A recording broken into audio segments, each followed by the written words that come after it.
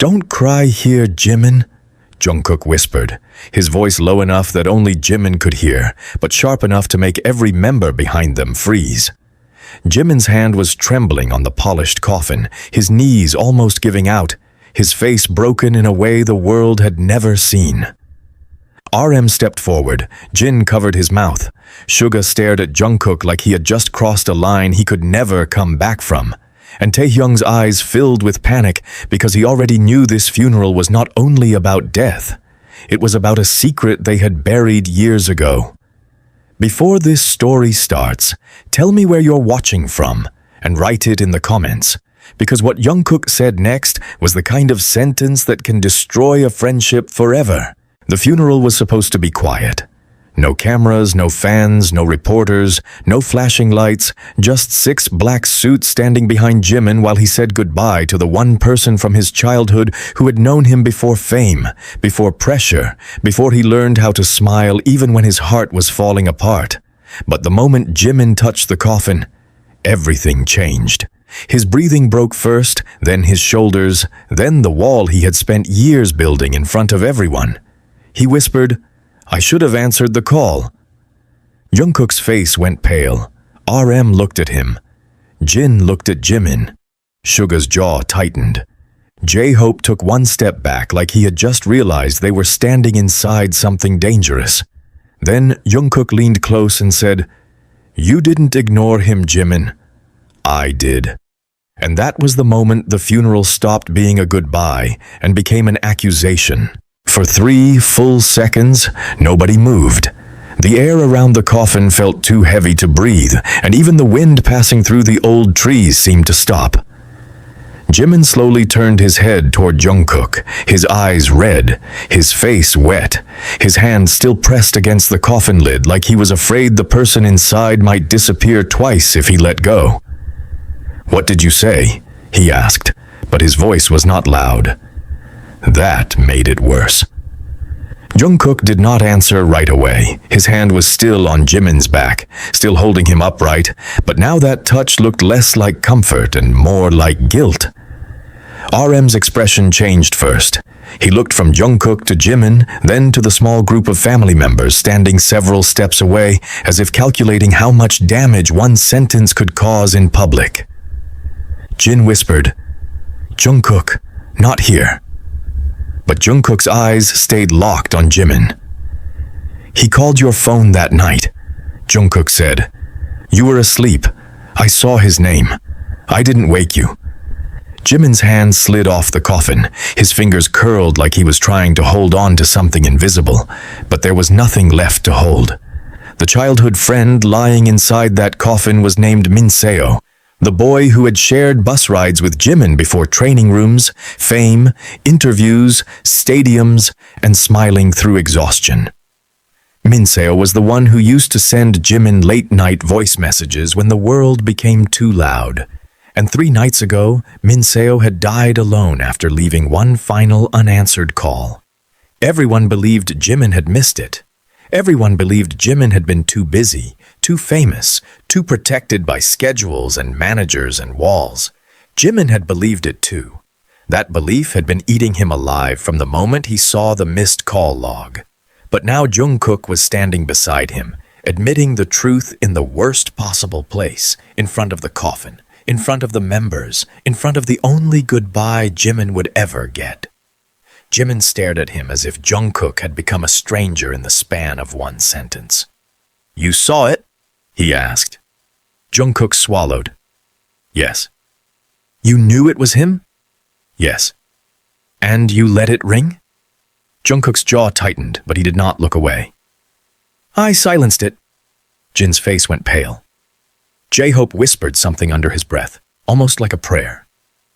Taehyung took one step forward, but Suga caught his sleeve and stopped him, because there are moments when touching the wrong person can start a war. Jimin let out a breath that sounded almost like a laugh, but there was no humor in it. It was the sound of someone realizing the floor had never been there. "Why?" Jungkook opened his mouth, but before he could answer, Minseo's mother turned toward them. She was small, dressed in black, her face tired in a way grief makes permanent. She had heard enough to understand there was another truth inside the truth. "Jimin, she said softly. That soft voice hit Jimin harder than shouting.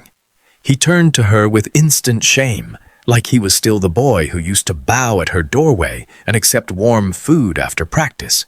She looked at Jungkook next, and something in her eyes hardened. "You were with him that night?" Jungkook nodded once. "Yes." She looked back at Jimin. "Then why did my son die thinking you abandoned him?" No one spoke. That question did not need volume. It spread through the funeral like smoke. RM stepped in quickly, his voice low and controlled. "Ma'am, this is not the place. We should talk privately." But Minseo's mother did not move. "Privately?"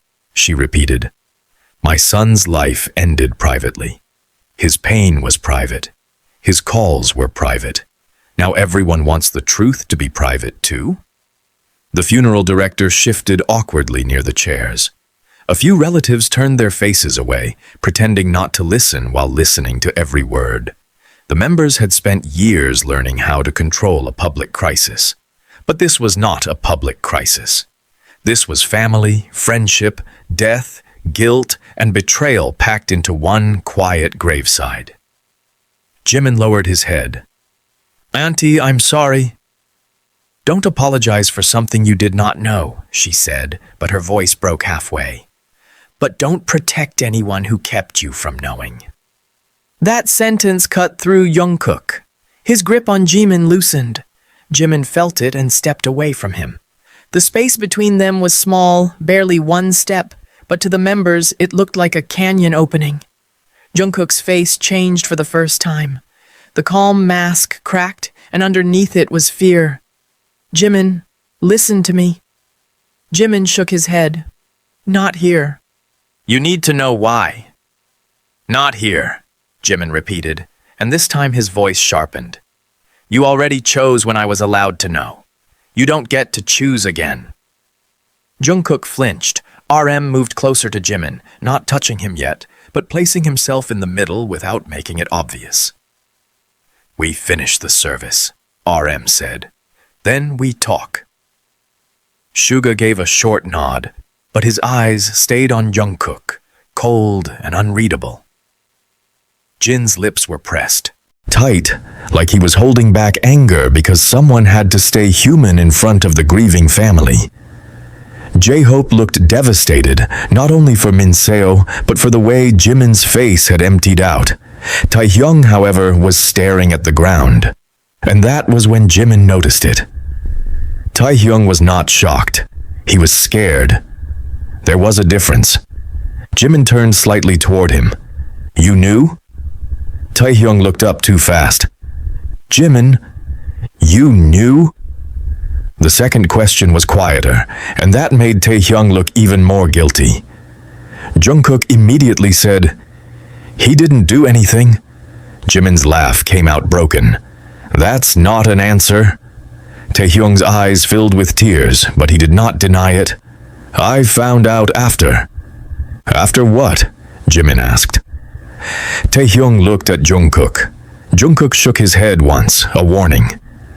That warning was small, but Jimin saw it. Everyone saw it. Suddenly, the funeral was no longer about one missed call. There was a chain behind it, a chain of people who knew more than Jimin did, a chain built around him while he was grieving. Jimin stepped back from all of them. "How many of you knew?" The members looked at one another.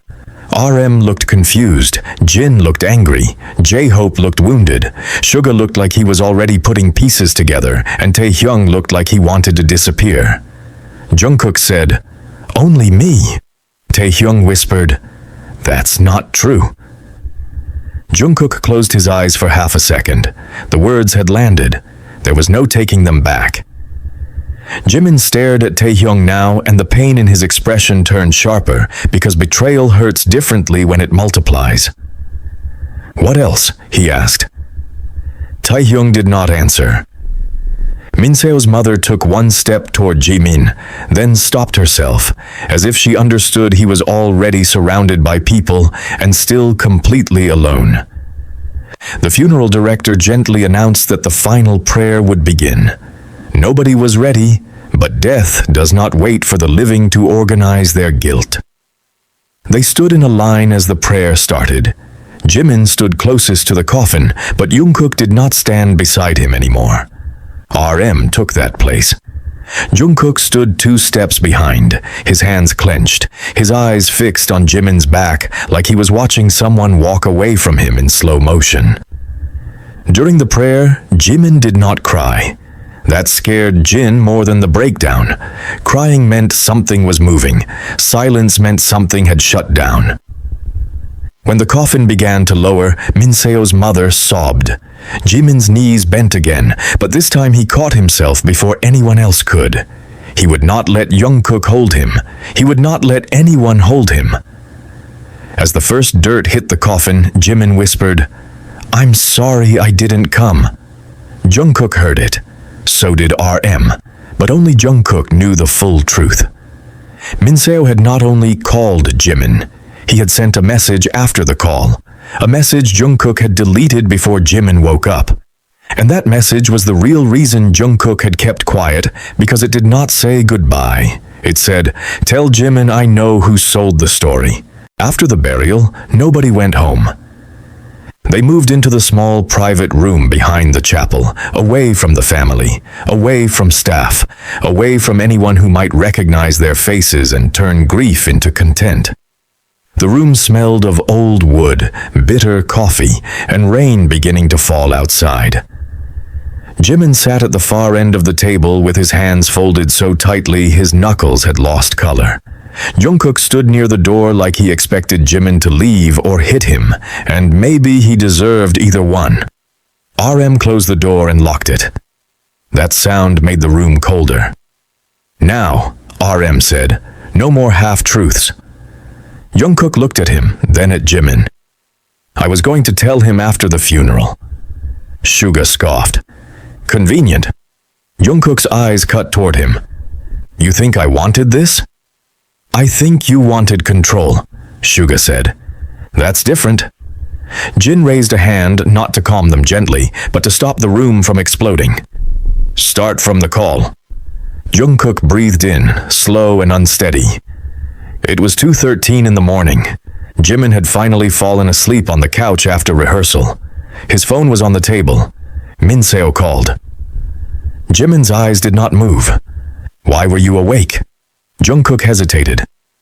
"Because I was watching over you." The sentence should have sounded protective. In that room it sounded dangerous.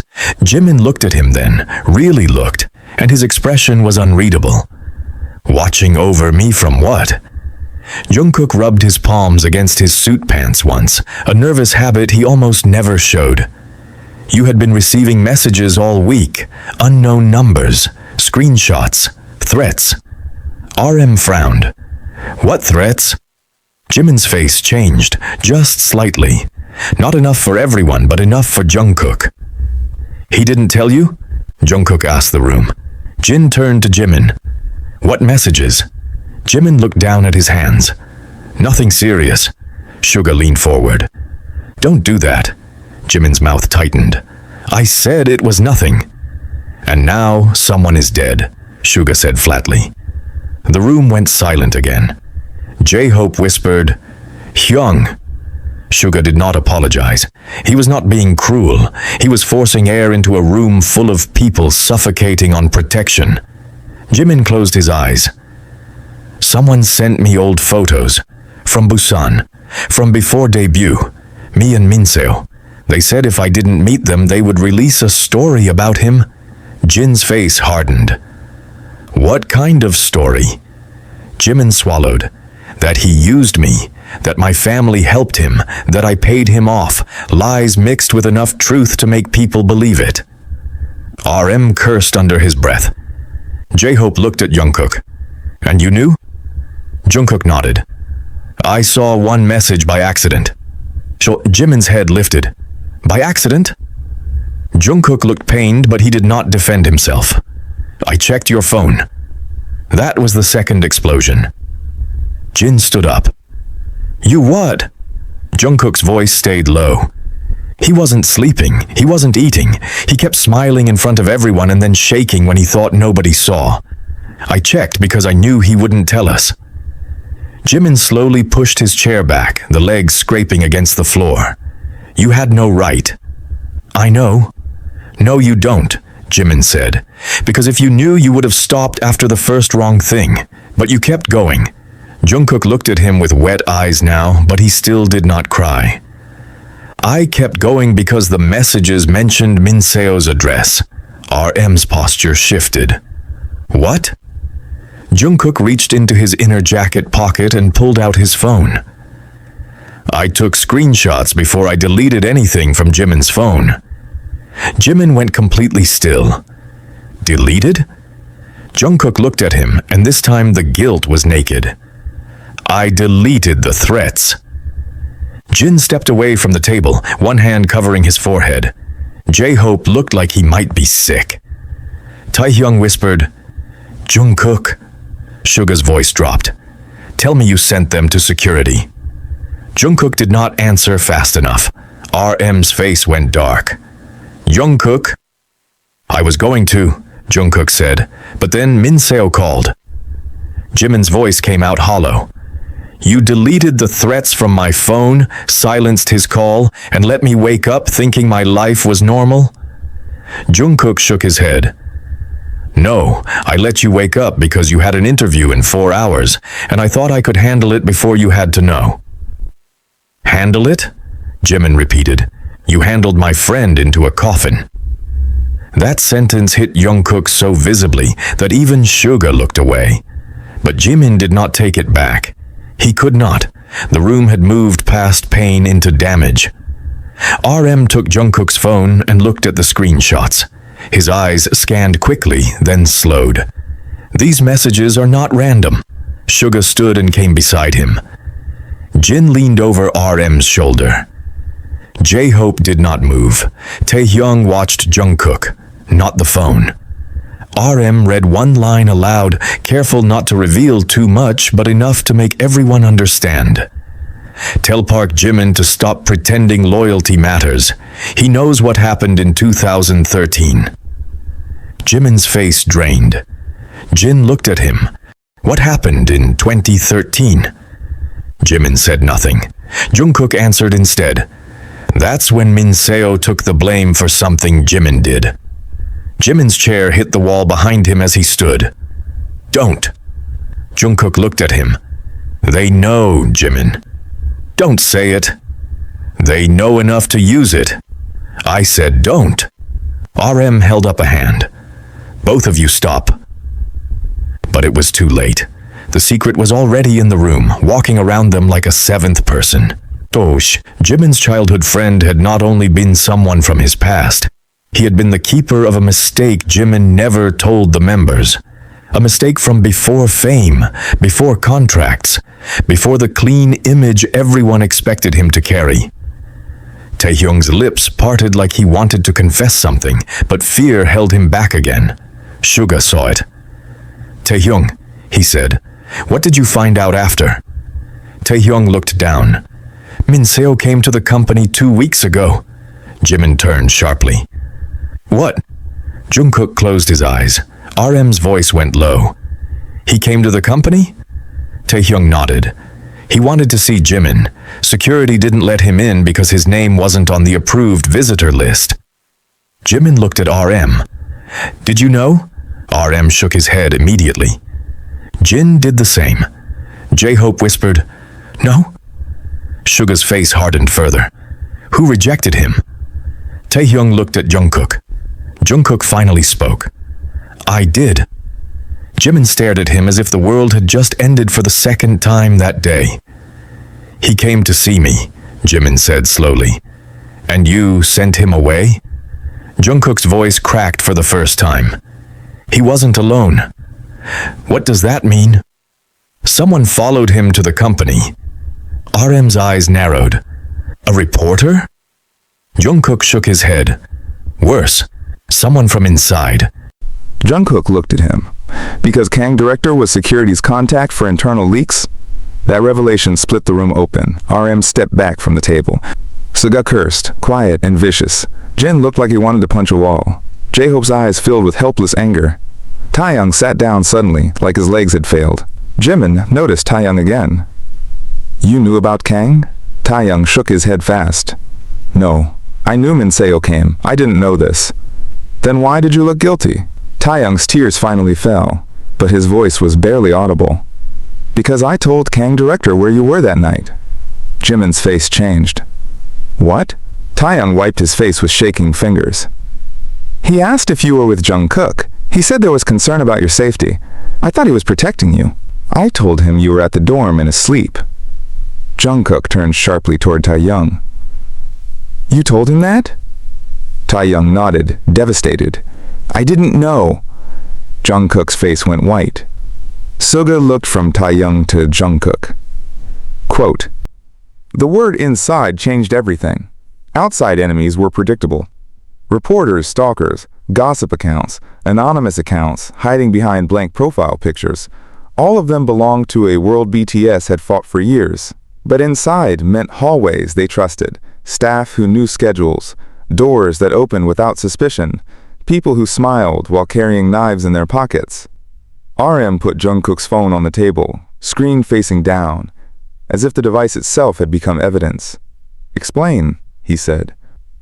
Jungkook looked at Jimin, but Jimin did not give him permission. So Jungkook spoke to the room. 2 weeks ago, Minseo came to the building. I saw him in the lobby through the security monitor because I was waiting for Jimin's vocal session to end. He looked nervous. He kept checking behind him. "Why didn't you tell me?" Jimin asked. Jungkook's answer came too fast. "Because you were already breaking." Jimin laughed once, cold and short. "Stop using that as an excuse." Jungkook accepted the hit with silence. Then he continued. "A man came in after him. Not staff, but he had a temporary access badge. He didn't approach Minseo directly, but he watched him. When security asked Minseo to leave, that man left right after." Suga crossed his arms. "Name? I didn't know then." "And now?" Jungkook hesitated. RM noticed. "Jungkook." Jungkook unlocked his phone again and opened a photo. It was blurry, captured from a distance, but the man's side profile was visible. RM took one look, and his expression hardened into something close to disbelief. Jin saw it next and went still. J-Hope whispered, "No way!" Jimin stepped closer despite himself. "Who is he?" Suga answered before RM could. "Kang director." The room shifted. Kang director was not a public figure, not someone fans knew, not someone who stood on stage. He was worse than that. He worked behind the walls, close enough to schedules, contracts, brand deals, family contacts, private movements, crisis plans. He knew which door each member used when they wanted privacy. He knew who they called when they were scared. He knew how to make a story disappear, and how to make a different one appear at exactly the right time. Jimin stared at the photo. Why would he follow Minseo? Because Minseo knew something, Jungkook said.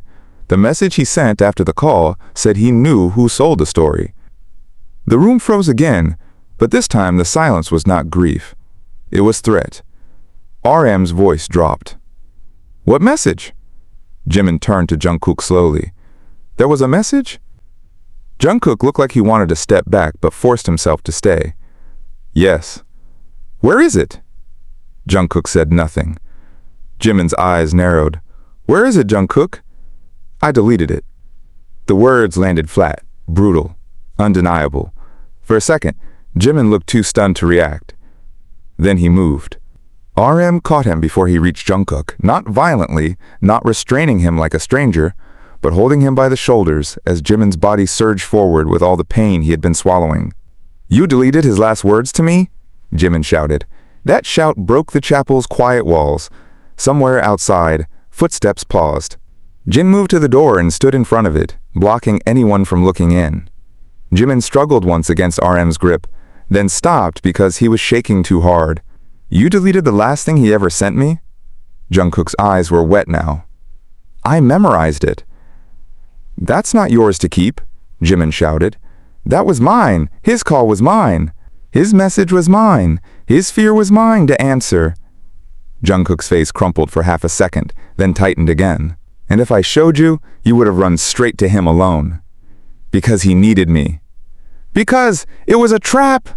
Jungkook shouted back, and the force of it stunned everyone, because Jungkook almost never raised his voice at Jimin like that. He stepped forward, anger and fear finally tearing through the calm. Do you think I wanted him dead? Do you think I wanted to stand there and watch you touch that coffin knowing I stopped the last call? I did it because the message was bait. He said he knew who sold the story. Then he sent a location. An abandoned parking garage near the river. No police. No company. Just you. Jimin's breathing turned ragged. You don't know it was bait.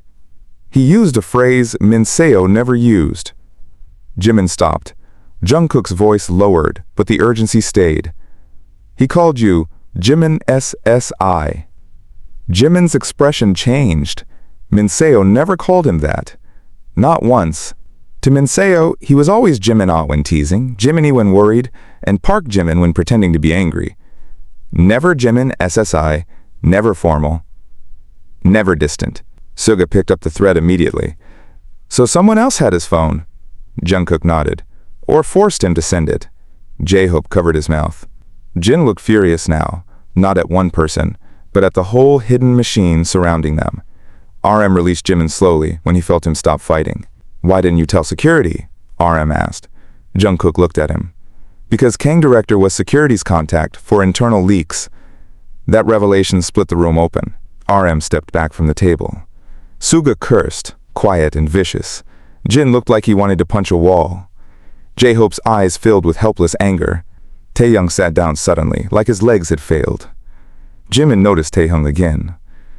You knew about Kang? Taehyung shook his head fast. No, I knew Minseo came. I didn't know this. Then why did you look guilty? Taehyung's tears finally fell, but his voice was barely audible. Because I told Kang Director where you were that night. Jimin's face changed. What? Taehyung wiped his face with shaking fingers. He asked if you were with Jungkook. He said there was concern about your safety. I thought he was protecting you. I told him you were at the dorm and asleep. Jungkook turned sharply toward Taehyung. You told him that? Taehyung nodded, devastated. I didn't know. Jungkook's face went white. Suga looked from Taehyung to Jungkook. That means Kang knew Jimin wouldn't answer. RM finished the thought, voice grim. And he knew who would see the call instead. Every eye turned to Jungkook. The trap had not only been set for Jimin, it had been set around Jungkook's need to protect him. Someone had counted on Jungkook silencing that phone. Someone had understood their relationship well enough to weaponize it. Jimin looked at Jungkook, and for the first time since the confession his anger trembled with something more complicated. They knew you would choose for me, he said. Jungkook did not deny it. Yes. And you did. Yes. The room could not soften that truth. Taehyung whispered, I'm sorry.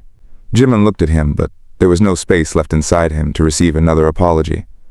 RM picked up the phone again. We need evidence before Kang buries this. Suga nodded.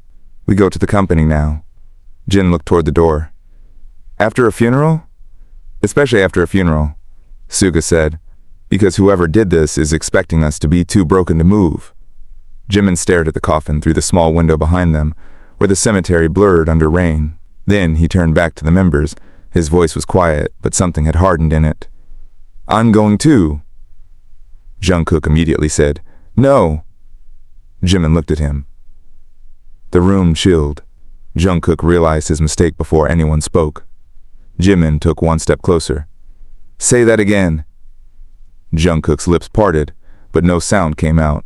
Jimin's eyes were still red from crying, but now there was fire under the grief. You don't get to protect me by locking me outside my own life anymore. Jungkook lowered his gaze. Then don't go alone. I'm not alone, Jimin said.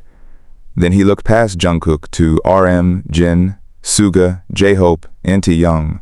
Unless someone else here has something to confess before we walk into that building. Nobody answered. But Suga's eyes shifted for less than a second, and RM saw it. So did Jimin. And that meant the next betrayal was already standing in the room. They left the chapel through the side exit, not as idols, not as friends, not even as a team, but as 7 men carrying different parts of the same disaster. Rain had started falling hard, turning the cemetery paths dark and slick. Jimin walked ahead without an umbrella, his black suit soaking at the shoulders, his hair stuck to his forehead, his face empty in the way people look when anger is the only thing holding them upright. Jungkook followed 2 steps behind, close enough to catch him if he collapsed, far enough not to be rejected again. That distance hurt more than any shouting. RM made calls in a low voice, canceling the car originally assigned to them and requesting a private vehicle with no company driver. Jin walked beside J-Hope, who kept looking back at Minseo's grave like leaving felt like another betrayal. Taehyung stayed silent, his guilt visible in every step. Suga was the last to leave the chapel room, and when he came out he had his phone pressed to his ear, speaking so quietly even RM could not hear. The first car arrived in 7 minutes. Nobody asked how RM arranged it so fast. They climbed in with wet shoes and colder faces. For the first mile, the only sound was rain hitting the windows and the hum of tires over wet road. Then Jimin spoke without looking back. "Who were you calling, Yoongi-hyung?" Suga's eyes lifted in the rear-view mirror. He was sitting behind the driver, arms crossed, expression unreadable. "Someone who owes me a favor." Jimin turned slightly. "That's not an answer." Suga looked at RM once, then back at Jimin. "A journalist." Jin's head snapped toward him. "Are you insane?" J-Hope sat up straight. "Hyung, why would you call a journalist?" Suga did not raise his voice. "Because if Kang Director controls internal security, internal legal, and possibly dispatch information, then going through the company first gives him time to erase everything." RM's jaw tightened. "You leaked this?" "No," Suga said. "I asked if he had heard Kang's name connected to Minseo." Jimin's eyes narrowed. "And?" Suga paused. That pause was the answer before the words came. "He said Minseo contacted him 5 days ago." Jimin stopped breathing for a second. Jungkook leaned forward. "What did he say?" Suga looked directly at Jimin now. "Minseo claimed someone at the company had been selling private information for years. Not just about you. About all of us." The car seemed smaller after that. Jin whispered, "Years?" RM looked out the rain-streaked window, his reflection tense. "That explains too much." J-Hope's voice was thin. "The hotel incident. The airport leak. The private dinner photo." Taeyang swallowed. "My family schedule." Jungkook looked at Jimin, but Jimin was staring at his own hands. The injustice had expanded. Minseo had not died because of one secret from Jimin's childhood. He had stepped into something larger, something that had fed on all of them for years. And because he was not famous, because he did not have a security team, because he was just someone from Jimin's old life who cared too much, he had been easier to silence. Jimin's voice came out low. "Why didn't Minseo tell me?" Jungkook answered before anyone else. "He tried." Jimin closed his eyes. The words were true, and that made them unbearable. RM turned from the front passenger seat. "Jimin, listen carefully. From this moment on, we assume every official channel is compromised until proven clean. No company driver, no company phone calls, no managers, unless we verify them personally." Jin exhaled sharply. "This sounds like a crime thriller." Suga looked at him. "It became one when a dead man's last message got deleted." Jungkook took the hit silently. Jimin opened his eyes. "Don't use him as your weapon." Suga's gaze softened by 1 degree. "I'm using the truth." "No," Jimin said. "You're using guilt because you're angry, and you're angry because you're scared." Suga did not respond. That was close enough to agreement. For the first time in the car, Jungkook looked at Jimin with something like hope, not because Jimin had defended him, but because Jimin still saw through everyone, even while breaking. Then Jimin destroyed that hope by saying, "And Jungkook still deleted the message." Jungkook looked down. "I know." "You don't know," Jimin said. "Not yet."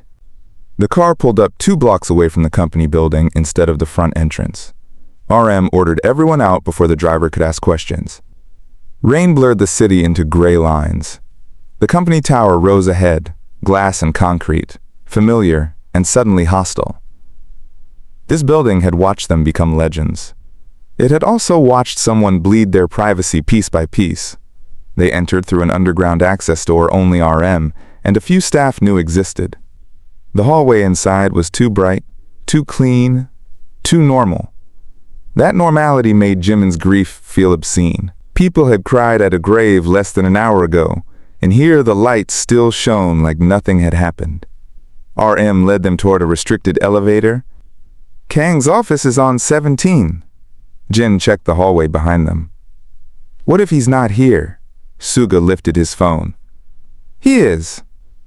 My contact said Kang requested emergency document access 20 minutes ago. Jungkook's head turned. He knows we're coming. Or he knows something needs to disappear, RM said. The elevator doors opened.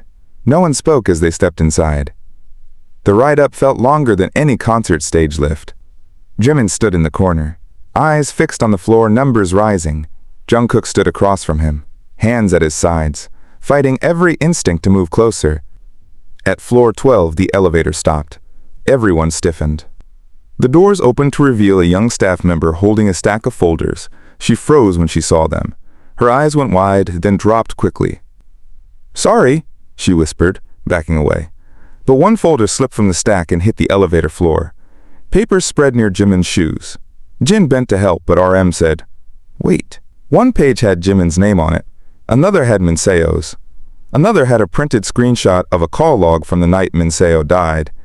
Jimin crouched slowly and picked it up. The staff member's face drained. I was told to shred those. RM stepped out of the elevator before the doors could close. By who? She looked terrified. I can't say. Suga stepped beside RM, voice quiet enough to be dangerous. A man is dead. The staff member's eyes filled with tears. Kang, director. Jimin stood with the paper in his hand. His voice was calm now, too calm. Where is he? She pointed down the hall. Records room. Jungkook stepped forward immediately, but Jimin moved first. No, Jimin said without looking at him. This time, I opened the door. They followed the staff member's direction through the 17th floor corridor, past framed award photos and silent meeting rooms. At the end, a red light glowed above the records room door, indicating active file access. RM swiped his card. Denied. Jin tried his. Denied. Suga tried a code. Denied. Jungkook reached toward the keypad, but Jimin stopped him with one hand against his chest. The touch lasted less than a second, but Jungkook froze like it hurt. Jimin leaned toward the keypad and entered a number none of them recognized. The lock clicked open. Everyone stared at him. RM asked, How did you know that code? Jimin's eyes stayed on the door. Minseo sent it to me last month. Jungkook's face changed. What? Jimin looked back at him. He said I would need it one day. I thought he was being paranoid.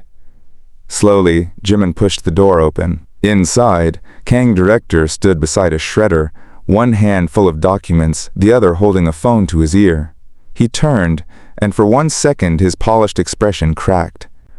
On the table behind him were files with all 7 names, but the file on top was not Jimin's. It was Jungkook's. Kang ended the call, and smiled like a man who had rehearsed this moment. You're too late, he said. Jimin stepped into the room, rain still dripping from his suit, grief sitting behind his eyes like a loaded gun. Then why are your hands shaking? Kang's smile faded. Jungkook moved behind Jimin, no longer leading, no longer blocking, only standing there in case the world lunged at him again. Kang looked at Jungkook and said, You still haven't told him the worst part, have you? Jimin did not turn around. He did not need to. The silence behind him was enough. Kang placed Jungkook's file on the table, opened it with 2 fingers, and said, Minseo didn't call Jimin that night to ask for help. He called to warn him about Jungkook. Jimin did not move when Kang director said Minseo had called to warn him about Jungkook, but something inside the room shifted so sharply that even the air felt accused. Jungkook's face emptied first, not with confusion, but with the kind of fear that looked too familiar, like he already knew there was a version of this story where he became the villain. RM stepped between Kang and the others, his voice low. "Don't play games."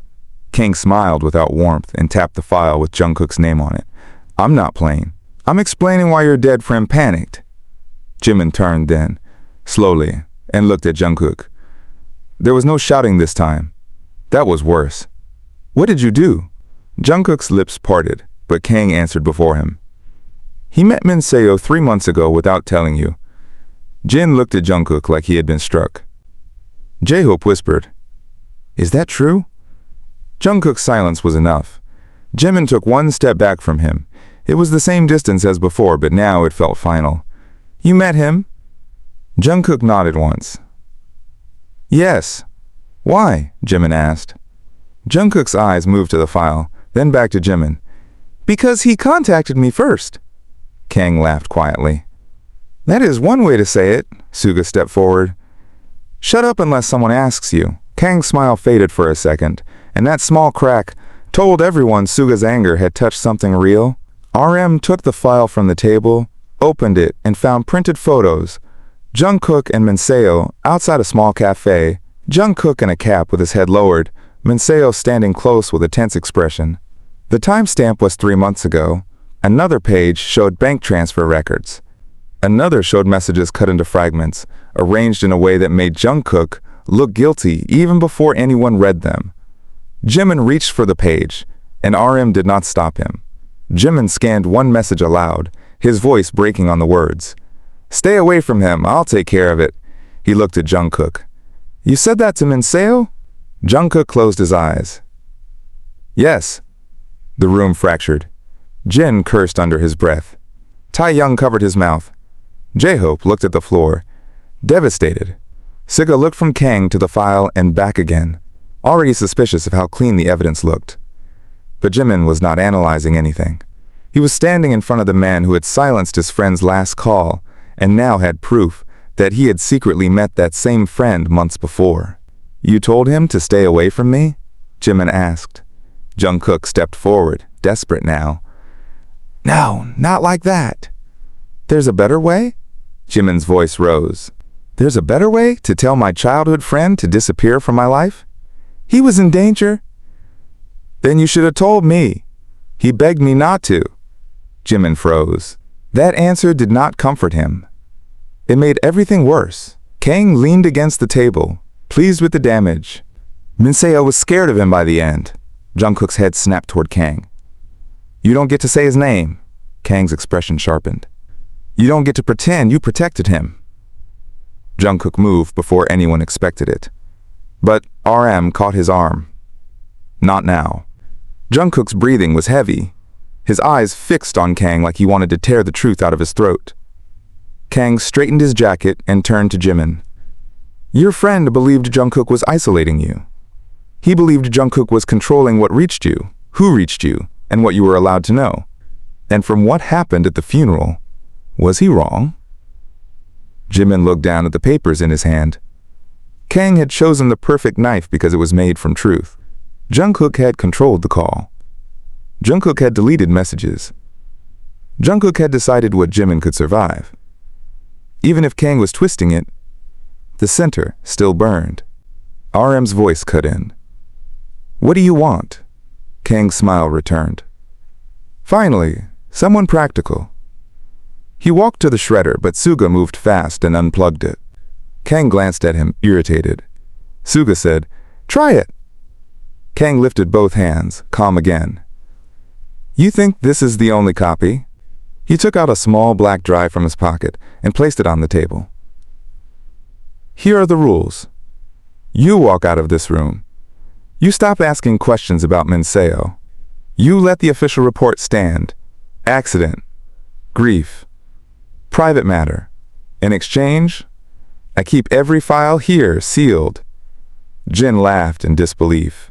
"You're blackmailing us inside our own building?" Kang looked at him. I am saving the company from 7 emotional men who do not understand how ugly the public can become when fed correctly. J-Hope's voice shook with anger. A person died. Kang's face hardened. People die. Careers die faster. The cruelty of it landed heavily. Jimin stared at him, and for the first time, grief moved aside for disgust. What did you do to Minseo? Kang did not answer. He only slid another page across the table. It was Minseo's signed visitor rejection log from 2 weeks ago, but at the bottom was a handwritten note. Subject unstable, possible threat to Jimin, monitor contact. The note had Jungkook's name beside it. Jimin looked at Jungkook. Did you write this? Jungkook shook his head immediately. No. Kang tilted his head. But you did tell security to reject him. Jungkook's voice dropped. Because your man was following him. My man? Kang asked. Careful. Suga looked at the note and then at the signature line. This is forged, Kang shrugged. Maybe. But online, forged and real, look identical if people are angry enough. RM's expression was stone. You're threatening to release manipulated evidence. Kang stepped closer. I am telling you the battlefield, not the truth. The battlefield. That sentence changed the room. Kang was not denying manipulation. He was admitting that facts no longer mattered once public perception had teeth. He knew their fear. He knew how many years they had spent surviving rumors. He knew that one distorted story could make fans fight each other. Families receive hate, sponsors panic, and members turn silent in front of cameras because every word became dangerous. Then Kang looked straight at Jungkook. And if you push me, I release the full Jungkook file first. Jungkook did not blink. Do it! Jimin looked at him sharply. Kang seemed surprised too. Jungkook stepped closer to the table, voice cold now. Release it, but understand this. The moment you do, I stop protecting your face. Kang's smile thinned. You think you scare me? Jungkook looked at the files, then at Kang.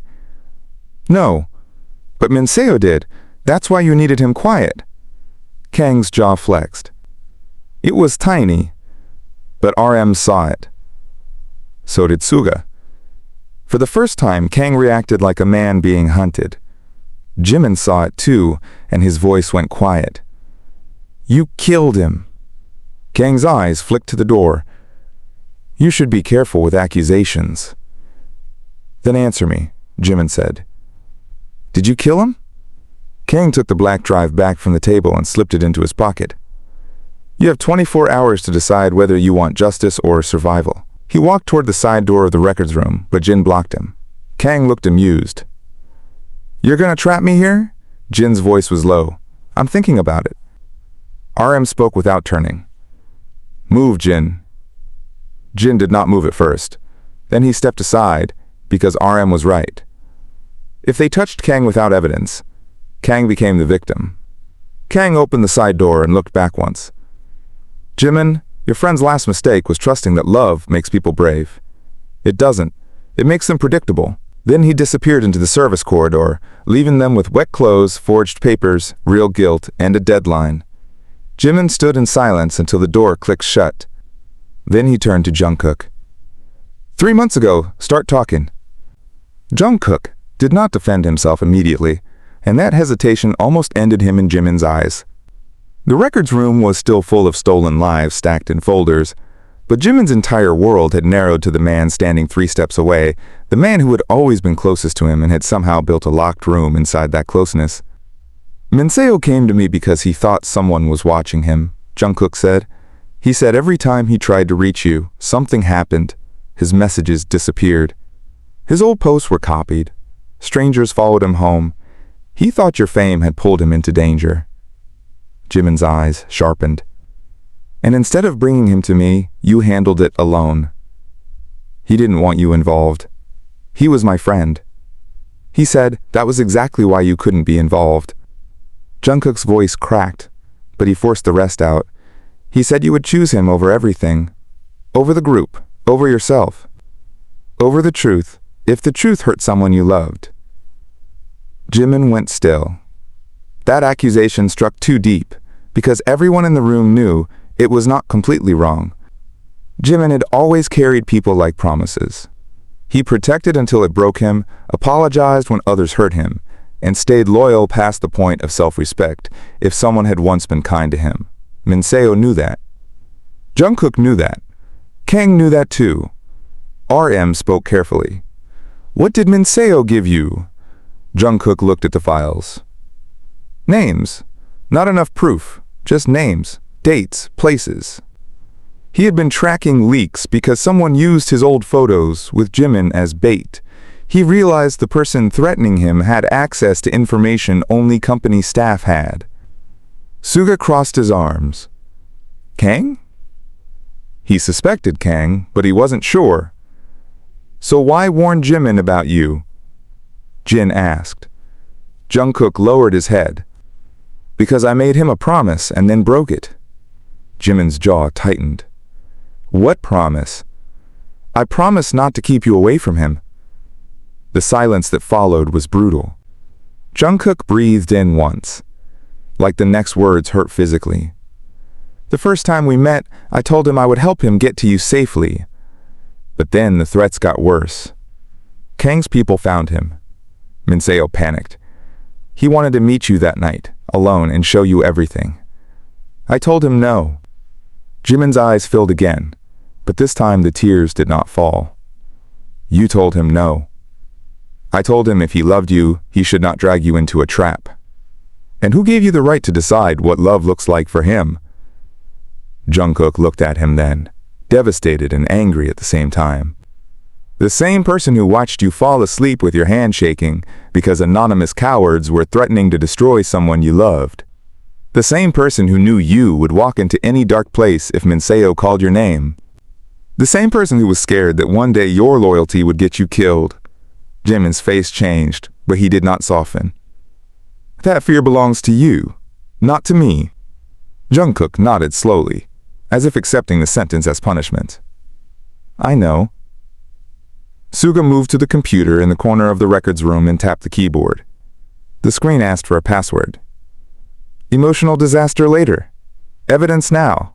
RM joined him. "We need system logs, file access records, camera backups, visitor logs, phone routing logs, anything connected to Kang, Minseo, and the night of the call."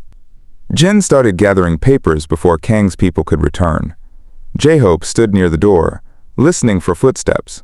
Taehyung remained beside Jimin, not too close, still carrying the guilt of telling Kang where Jimin was. "Jimin," Taehyung said softly, "I really thought he was protecting you." Jimin did not look at him. So did Jungkook. Taehyung's face collapsed. The comparison hurt because it was accurate. Protection had become the weapon everyone used while taking Jimin's choices away. RM tried a password and failed. Suga tried another and failed. Jungkook came closer. "Move." Suga looked up. "You know it?" Jungkook nodded. "Minseo sent me a partial code before he stopped trusting me." Jimin turned toward him. "He sent you codes too?" "Yes." "How many things did he send you that he never got to send me?" Jungkook had no answer. He entered the code. The computer unlocked. On the screen, a restricted archive opened with folders labeled by initials. P, J, M, J, J, K, K, N, J, K, S, J, M, Y, G, J, H, S, K, T, H. 7 names turned into 7 surveillance categories. Jin whispered, "They made files on all of us." RM clicked PJM first. Inside were travel routes, private medical appointments blacked out but still traceable, old family information, scanned photos from Busan, Minseo's number, and a folder named Leverage Options. Jimin's stomach turned. J-Hope looked away, furious. Suga clicked the Minseo folder. It was smaller, but uglier. Photos of his apartment entrance, his workplace schedule, notes about financial stress, a transcript of a phone call with his mother. Jimin gripped the edge of the table so hard his fingers hurt. They watched him. Jungkook's voice was low. Yes. RM opened the JJK folder next. The room went very quiet. Inside were photos of Jungkook watching Jimin from backstage. Jungkook leaving Jimin's room late at night after checking on him during panic episodes. Jungkook meeting Min Seo. Jungkook outside the dorm at 2:30 a.m. on the night of the call. Kang had built a narrative around Jungkook. Possessive, controlling, secretive, unstable. It was not true, but it was assembled from real moments, and that made it dangerous. Jimin stared at one photo. Jungkook stood outside his door, barefoot, holding a glass of water and medicine. Jimin remembered that night. He had woken up from a nightmare, and Jungkook had stayed outside afterward because Jimin said he was embarrassed. In Kang's file, the caption read, "Subject exhibits boundary obsession." Jimin's anger shifted direction for one dangerous second. They turned care into evidence. Jungkook looked at him, something breaking behind his eyes. "That's why I didn't want you in this." "No," Jimin said. "That's why I needed to be in this." RM copied the folders onto a drive.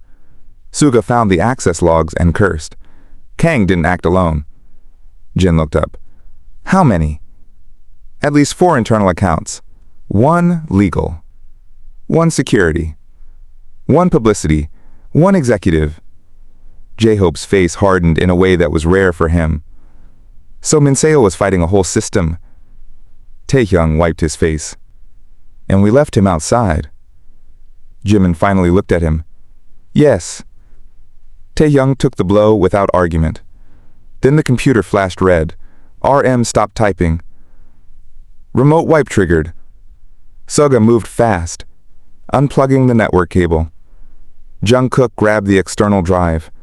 The screen began deleting files in real time. Jin shouted, "Can you stop it?" RM's hands flew over the keyboard. "Trying." J-Hope opened the door and looked into the hallway. "Someone knows we're in here." Heavy footsteps sounded from the corridor. "Security." Not regular guards. Company crisis security. The kind that arrived when someone powerful wanted a door closed. RM pulled the drive free. "We leave now." Suga grabbed the remaining papers. Jin took the visitor logs. Taehyung reached for Jimin, then stopped himself before touching him. "Jimin, please." Jimin's eyes stayed on the screen as Min Seo's folder vanished, line by line. Work schedule, address, threat assessment, emotional leverage, final call. Then one file appeared for half a second before deletion. Audio transcription, 2:17 a.m., Min Seo Park, outgoing call reroute. Jimin saw it. So did Jungkook. "Reroute?" Jimin whispered. Jungkook's face went pale. "The call didn't go straight to your phone." The door handle rattled. J-Hope slammed his weight against it. "We need to move." RM opened the side door Kang had used. "Service corridor." They ran. Jimin moved first this time. Jungkook behind him.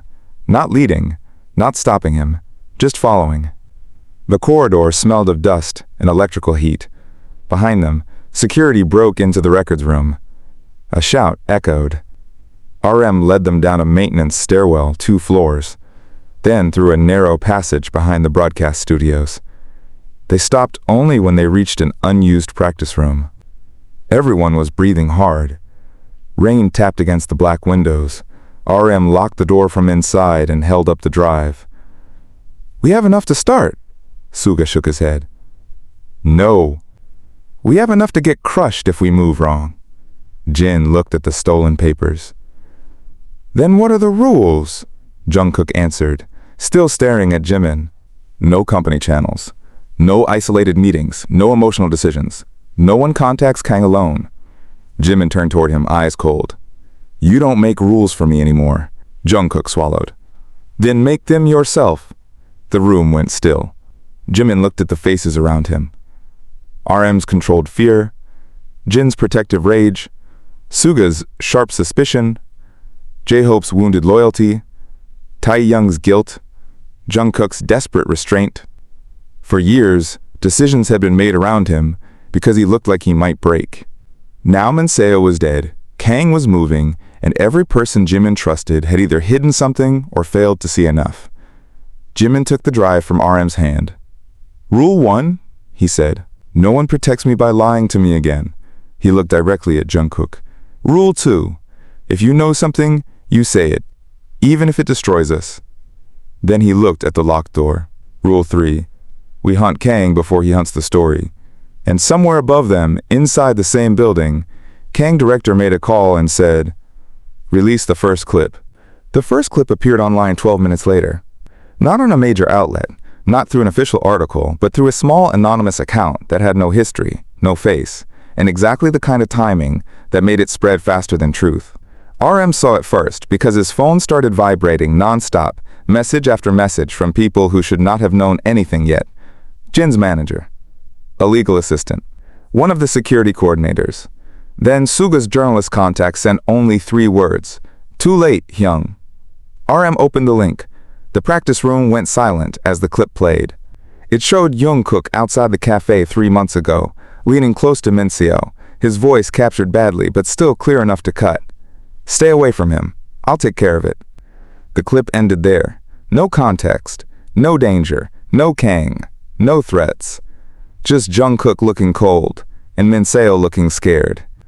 Under it, the caption read, "Famous idol's inner circle threatened dead childhood friend before tragic accident." Jimin watched the clip once without blinking. Then again. Jungkook did not look at the phone. He looked at Jimin because public judgment was not what scared him. Jimin's judgment was. Jin grabbed the phone from RM's hand. "This is edited." Suga's voice was grim. "Doesn't matter yet." J-Hope paced once, then stopped, fists clenched. "People are gonna believe this." Taehyung whispered, "They already are." Jungkook finally looked at the screen. Thousands of comments were already forming a story around them. Some defended him. Some attacked him. Some dragged Jimin's name in. Some accused Minseo of chasing fame. Some called the funeral staged. Some demanded statements. The cruelty arrived faster than grief could defend itself. Jimin's face tightened when he saw Minseo's name becoming a weapon.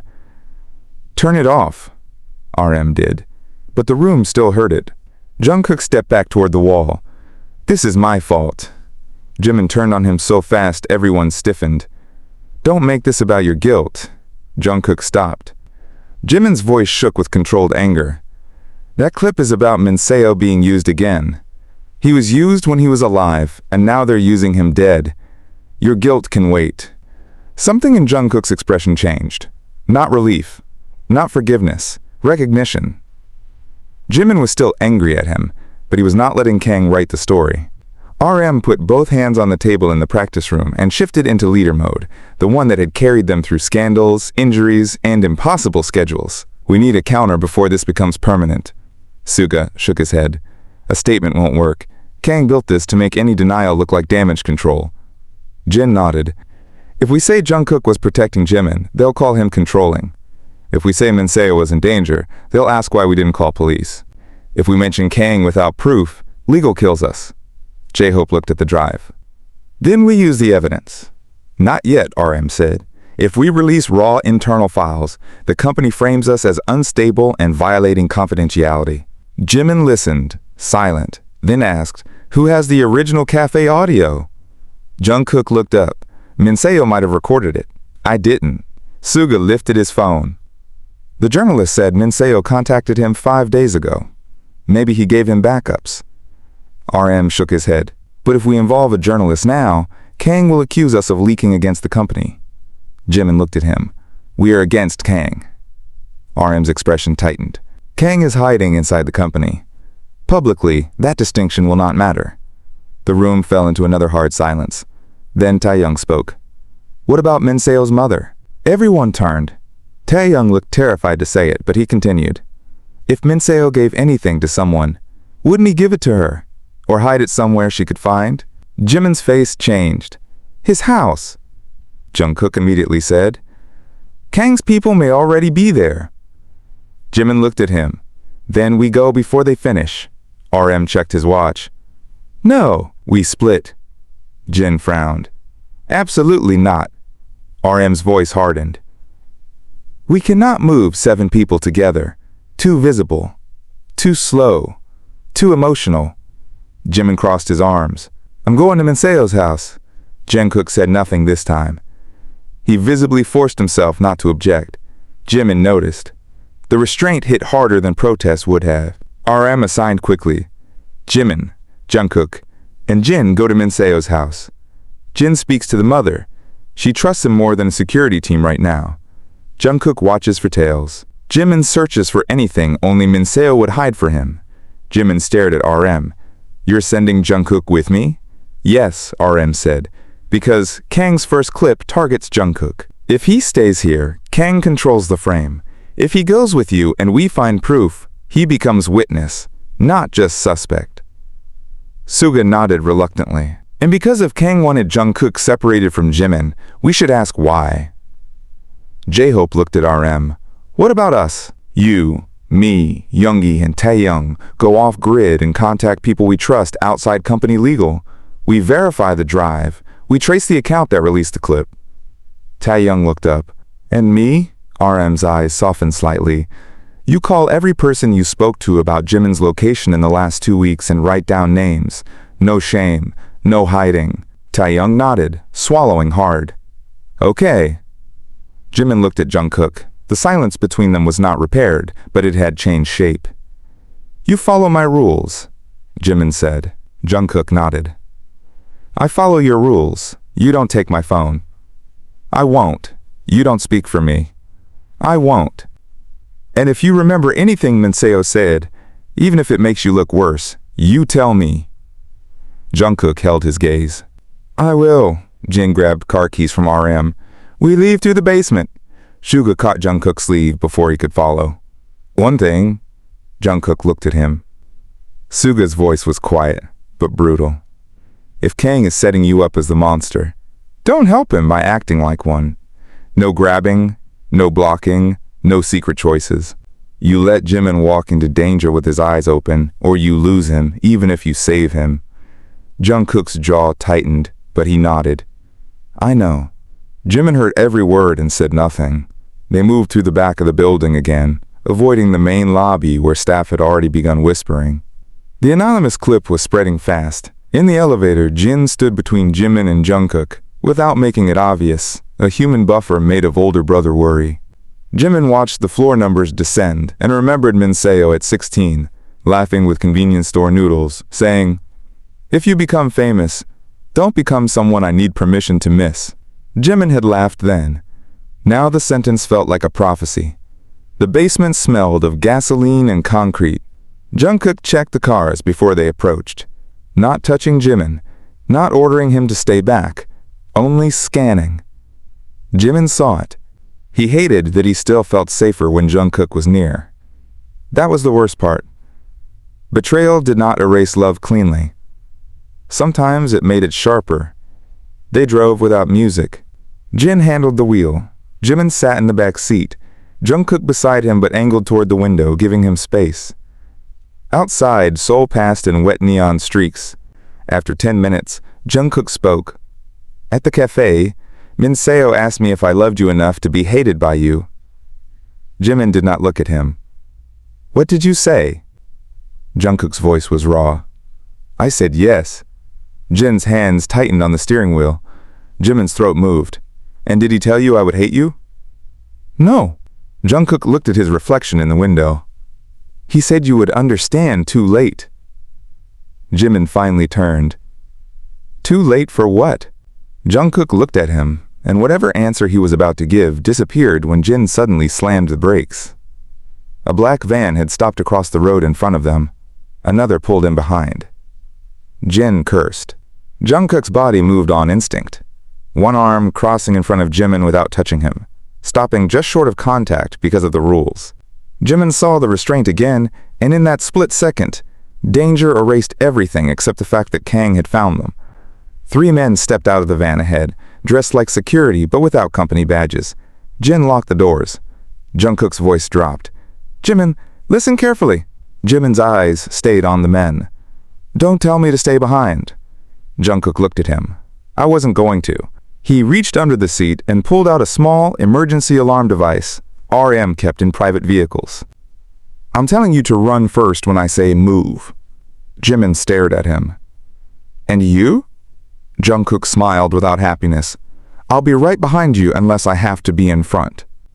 Jin reversed before the men reached the car, but the van behind them had already closed the gap. Metal screamed against metal as the bumper hit. Jimin's shoulder slammed into the seatbelt. Jungkook turned halfway toward him, checking him with his eyes instead of his hands, and that restraint made the moment feel even more dangerous because he was fighting himself while the world outside was closing in. Jin cursed again, sharp and controlled, then threw the car forward, scraping past the front van with barely enough room. One of the men hit the window with his fist. The glass held, but Jimin flinched. Jungkook pressed the emergency alarm. Somewhere, a silent signal went to RM. Where do we go? Jin asked. Jimin answered before Jungkook could. Not Minseo's house. Jungkook looked at him. Jimin's eyes were bright with fear and calculation. If they stopped us before we got there, they already know that destination. They want us away from something else. Jin took a hard left. Then where? Jimin pulled out his phone. Jungkook's eyes flicked to it, then away, deliberately. He would not touch it. Jimin saw the choice and kept moving. He opened an old message thread from Minseo, scrolling past jokes, photos, birthday curses, voice notes he was not ready to hear. His finger stopped on a message from last month. It looked meaningless then. If the old place ever closes, remember Locker 13 still hates rain. Jimin whispered, the swimming center. Jin glanced in the mirror. What swimming center? Where we used to go as kids. It shut down years ago. Jungkook's eyes sharpened. Locker 13. Jimin nodded. He hid something there. Behind them, the black van was still following. Jin accelerated through a yellow light. Jungkook checked the side mirror. 2 cars. Maybe 3. Can we lose them? Jimin asked. Jin smiled without humor. I raised 6 chaotic kids through international airports. I can lose a van. He took a sudden turn into an underground market parking entrance, cut through the lower level, then exited through a service ramp meant for deliveries. The van missed the turn. The second car tried to follow but got trapped behind a truck. For one breath, they had space. Jin did not slow down. Address. Jimin gave it from memory. The old swimming center sat near the edge of a neighborhood that had changed too much to remember itself. New cafes stood where small repair shops used to be. Apartment towers had replaced the cracked playground where Jimin and Minseo once fought over cheap ice cream. But the swimming center remained abandoned, fenced off, its sign rusted, its windows dark with dust and old rain. Jin parked 2 streets away. We go in fast, we leave faster. Jungkook scanned the street. No visible tail. Jimin opened the door.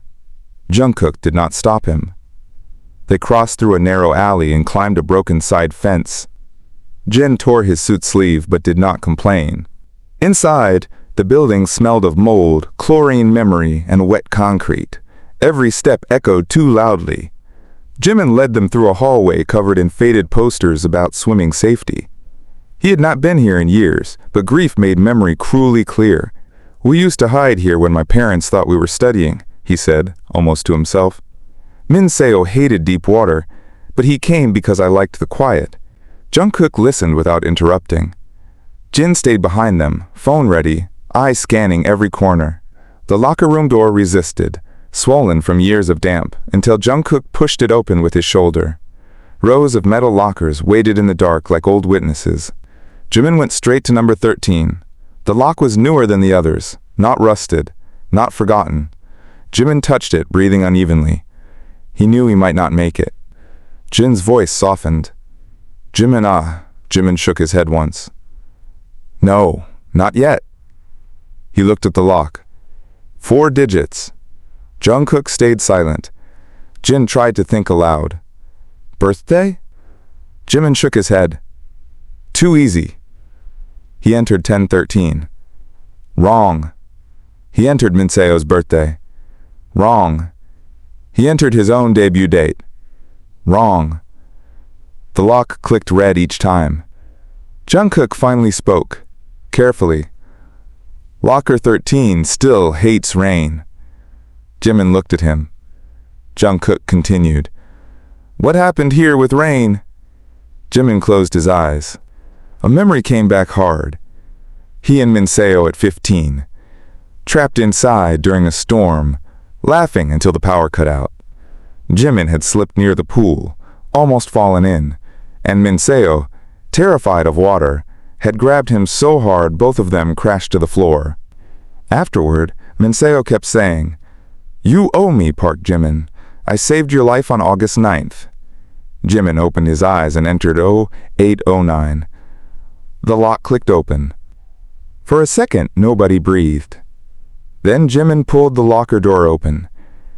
Inside was a plastic waterproof pouch, taped to the back panel. He took it out with shaking hands. Inside were 3 things: a small recorder, a memory card, and a folded letter with his name written by hand. Jimin stared at the letter as if it might burn him. Jungkook looked away, giving him privacy even though every part of him wanted to know. Jin checked the door. We may not have time. Jimin opened the letter. The handwriting was messy, familiar, alive. He read silently at first, but his face changed with every line. Then he read aloud, voice breaking but steady enough to wound everyone. Jimin, if you're reading this, it means I failed to tell you face to face. Don't blame yourself for the call. I knew it might not reach you. I knew someone was routing everything. And don't hate Jungkook too easily.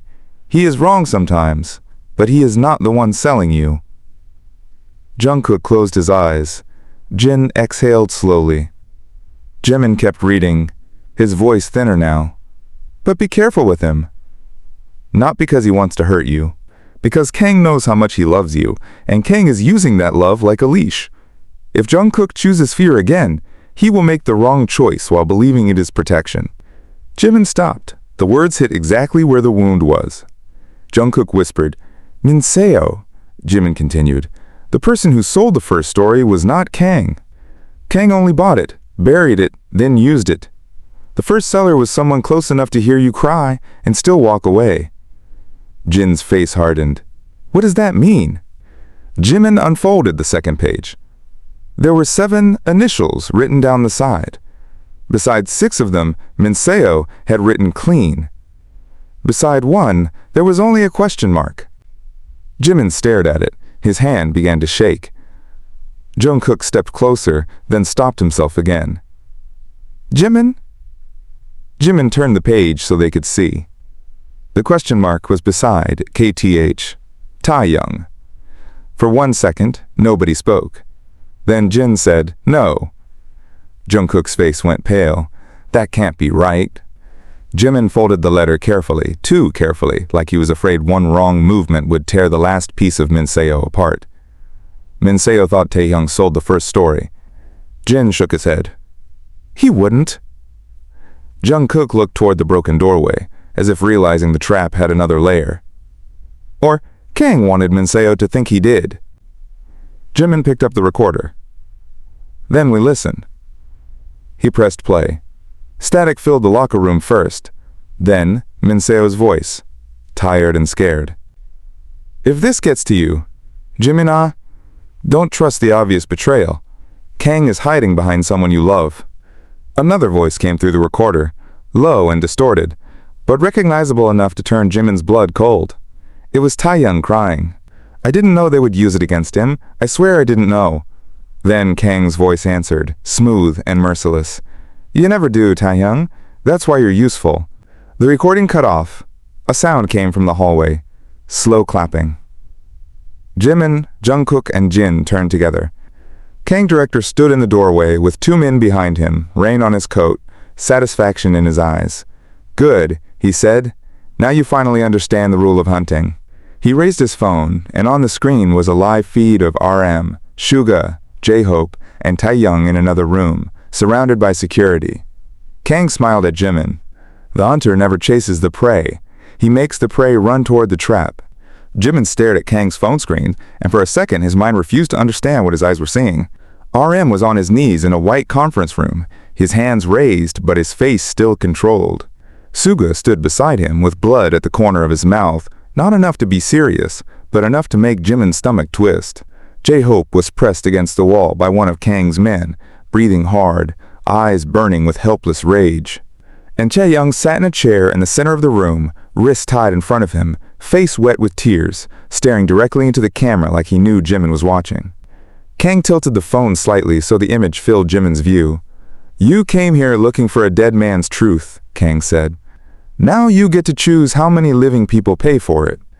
Jin moved first, stepping in front of Jimin with his torn suit sleeve hanging loose and his whole body ready to shield him. Jungkook moved at the same time, but he stopped half a step behind Jimin because the rules still stood even when fear was trying to rip them apart. Jimin noticed both movements, the old protection and the new restraint, and hated that the difference mattered. "What do you want?" Jimin asked. His voice was calm, but it was the kind of calm that comes right before someone breaks something. Kang glanced at the recorder in Jimin's hand, then the waterproof pouch. "The recorder, the memory card, the letter, everything Minseo left." Jimin's fingers tightened around the recorder. "And if I give them to you?" Kang smiled. "Then your friends walk out breathing. Your dead friend remains a private tragedy, and Jungkook's file stays sealed." Jungkook's eyes sharpened. "You keep using me like I'm his weakness." Kang looked at him. "You are." Jimin finally turned his head just enough to look at Jungkook. The old wound was still there between them, raw and open, but something else had entered it now. Kang had said the word weakness like love was a flaw, like loyalty was a handle, like every bond in the room was only useful because it could be pulled until someone screamed. Jimin turned back to Kang. "You don't understand him." Kang laughed softly. "I understand him better than you do. He would burn his own name to keep yours clean. He would become the villain if it meant you stayed untouched. He already did." Jungkook's jaw tightened, but he said nothing. Jin's voice cut in, low and dangerous. "And you think Jimin will hand you evidence because of a threat?" Kang lifted the phone again. On the screen, one of the guards grabbed Taehyung by the hair and pulled his head back. Taehyung gasped, and J-Hope shouted something Jimin could not hear through the low speaker distortion.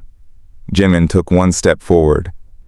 Jungkook's hand rose instinctively, then froze in the air before touching him. Jimin saw it, saw how much it cost him not to grab, not to stop, not to decide for him. Kang saw it too. "Beautiful," Kang said. "You trained him fast." Jimin's eyes went cold. "Don't talk about him." Kang's smile widened. "There he is, the real Jimin. Not the soft boy crying over a coffin.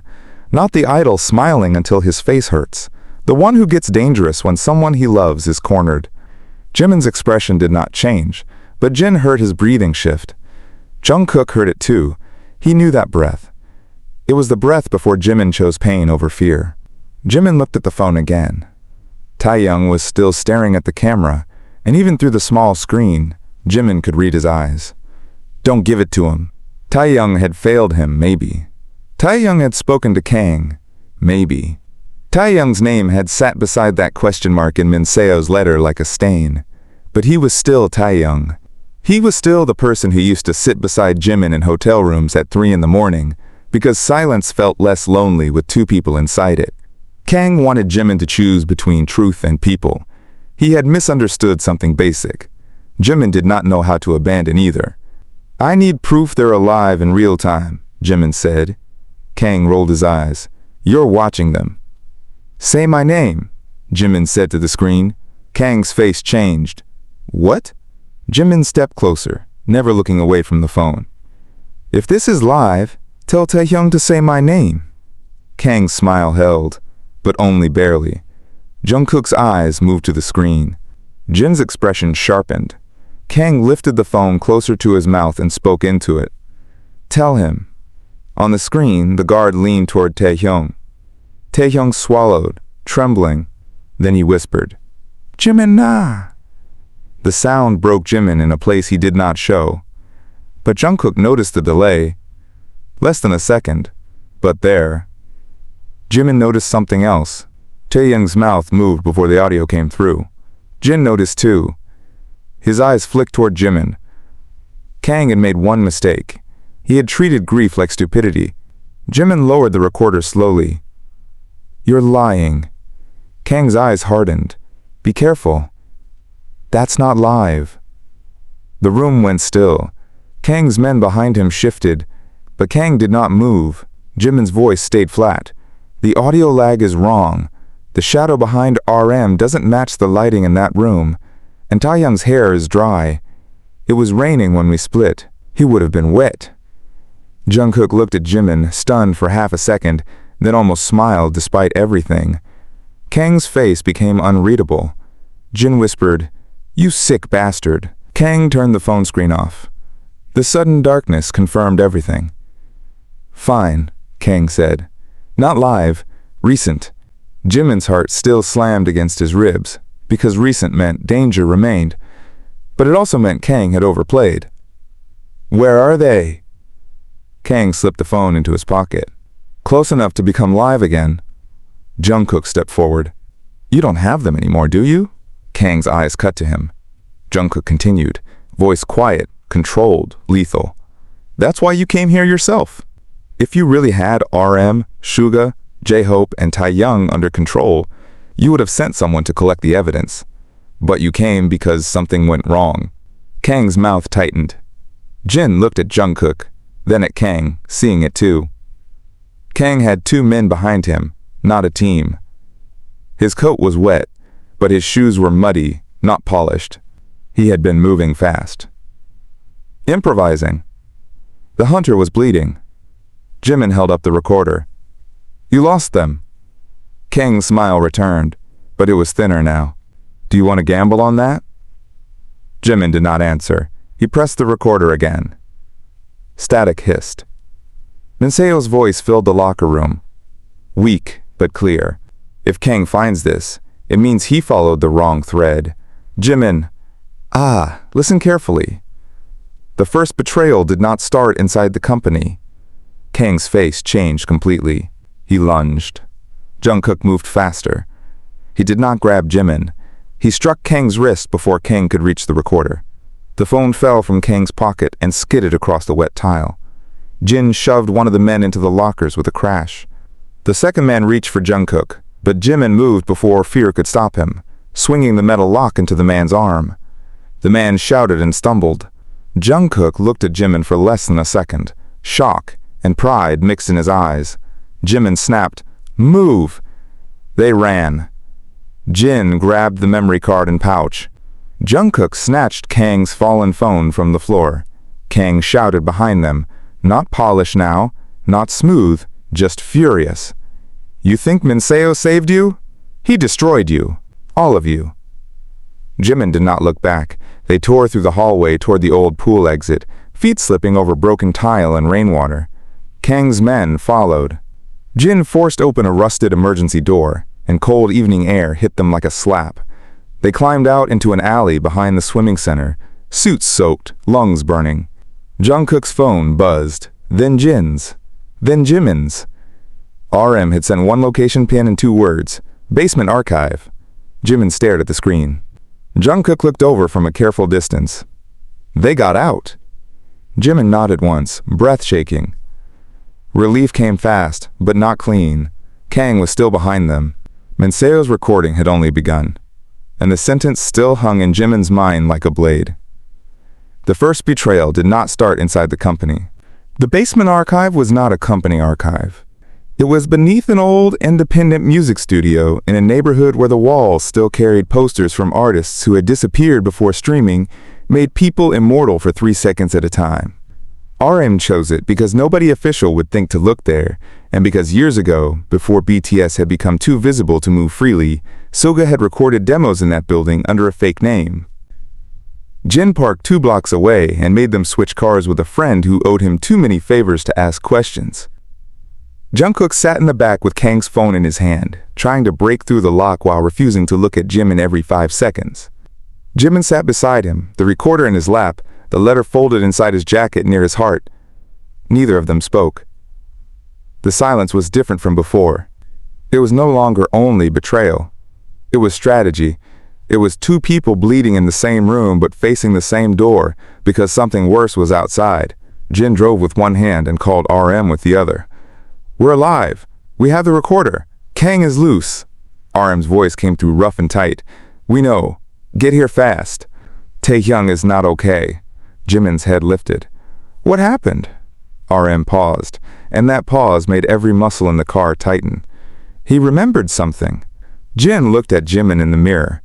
"We're 5 minutes out." The call ended. Jimin turned to Jungkook. "Can you open the phone?" Jungkook shook his head. "Not yet. It's locked behind company encryption."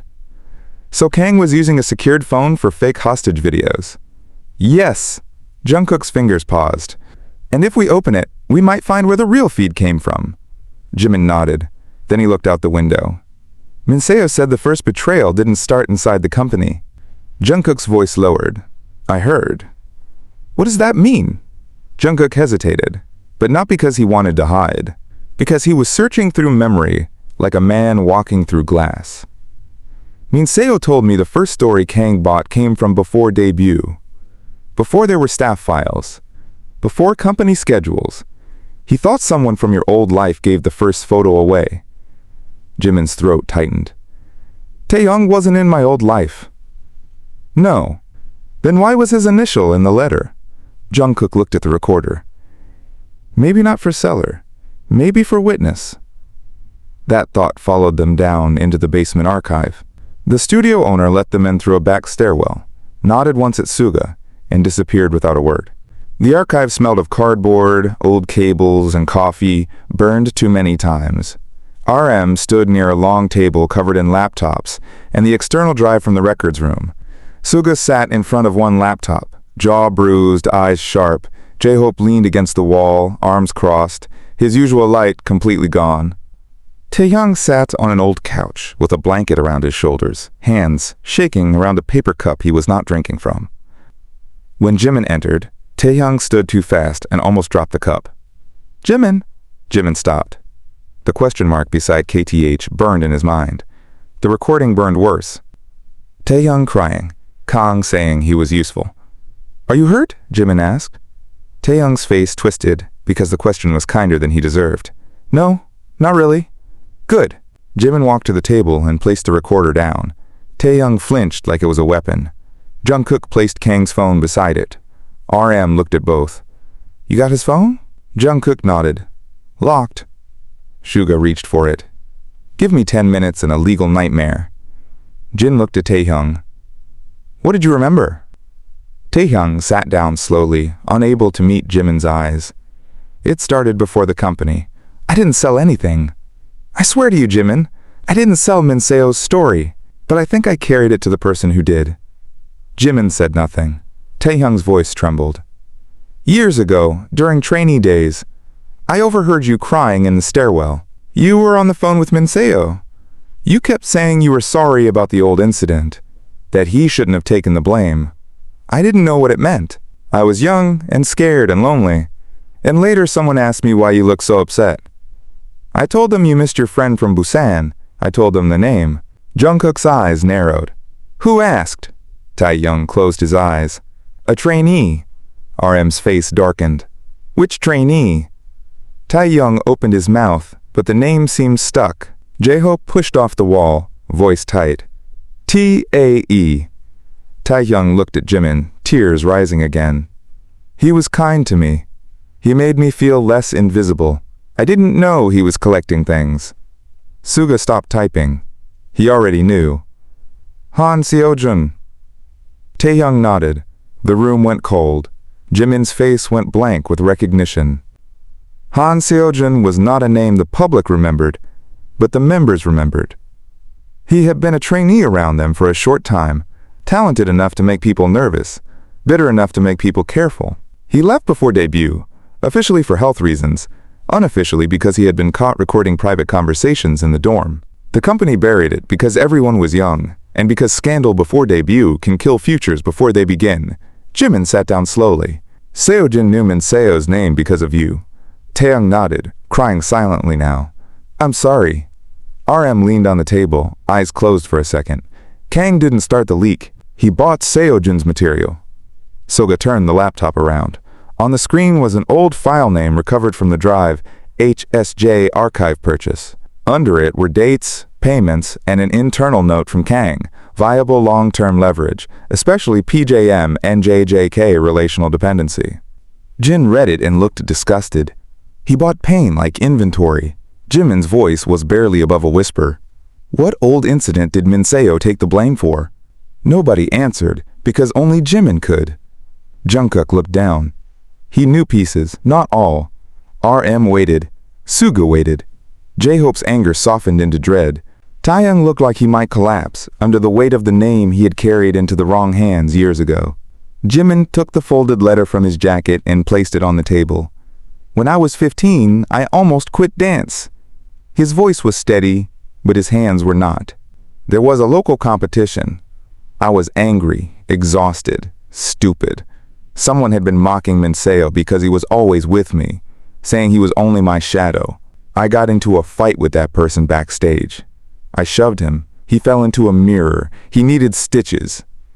Jin inhaled sharply. Jimin continued. If it came out, I could have lost my training chance. Minseo told everyone he did it. He said he had more room to survive a mistake than I did. Jungkook looked at him with pain in his eyes. Jimin did not look back. After that, people called him violent. His parents had to pay for damage. He lost a scholarship recommendation, and I let him carry it because I was scared. The room was silent. This was not the scandal Kang had invented. It was smaller, older, and more human. But shame grows when it is buried. Kang had known that. Seojin had known enough to sell it.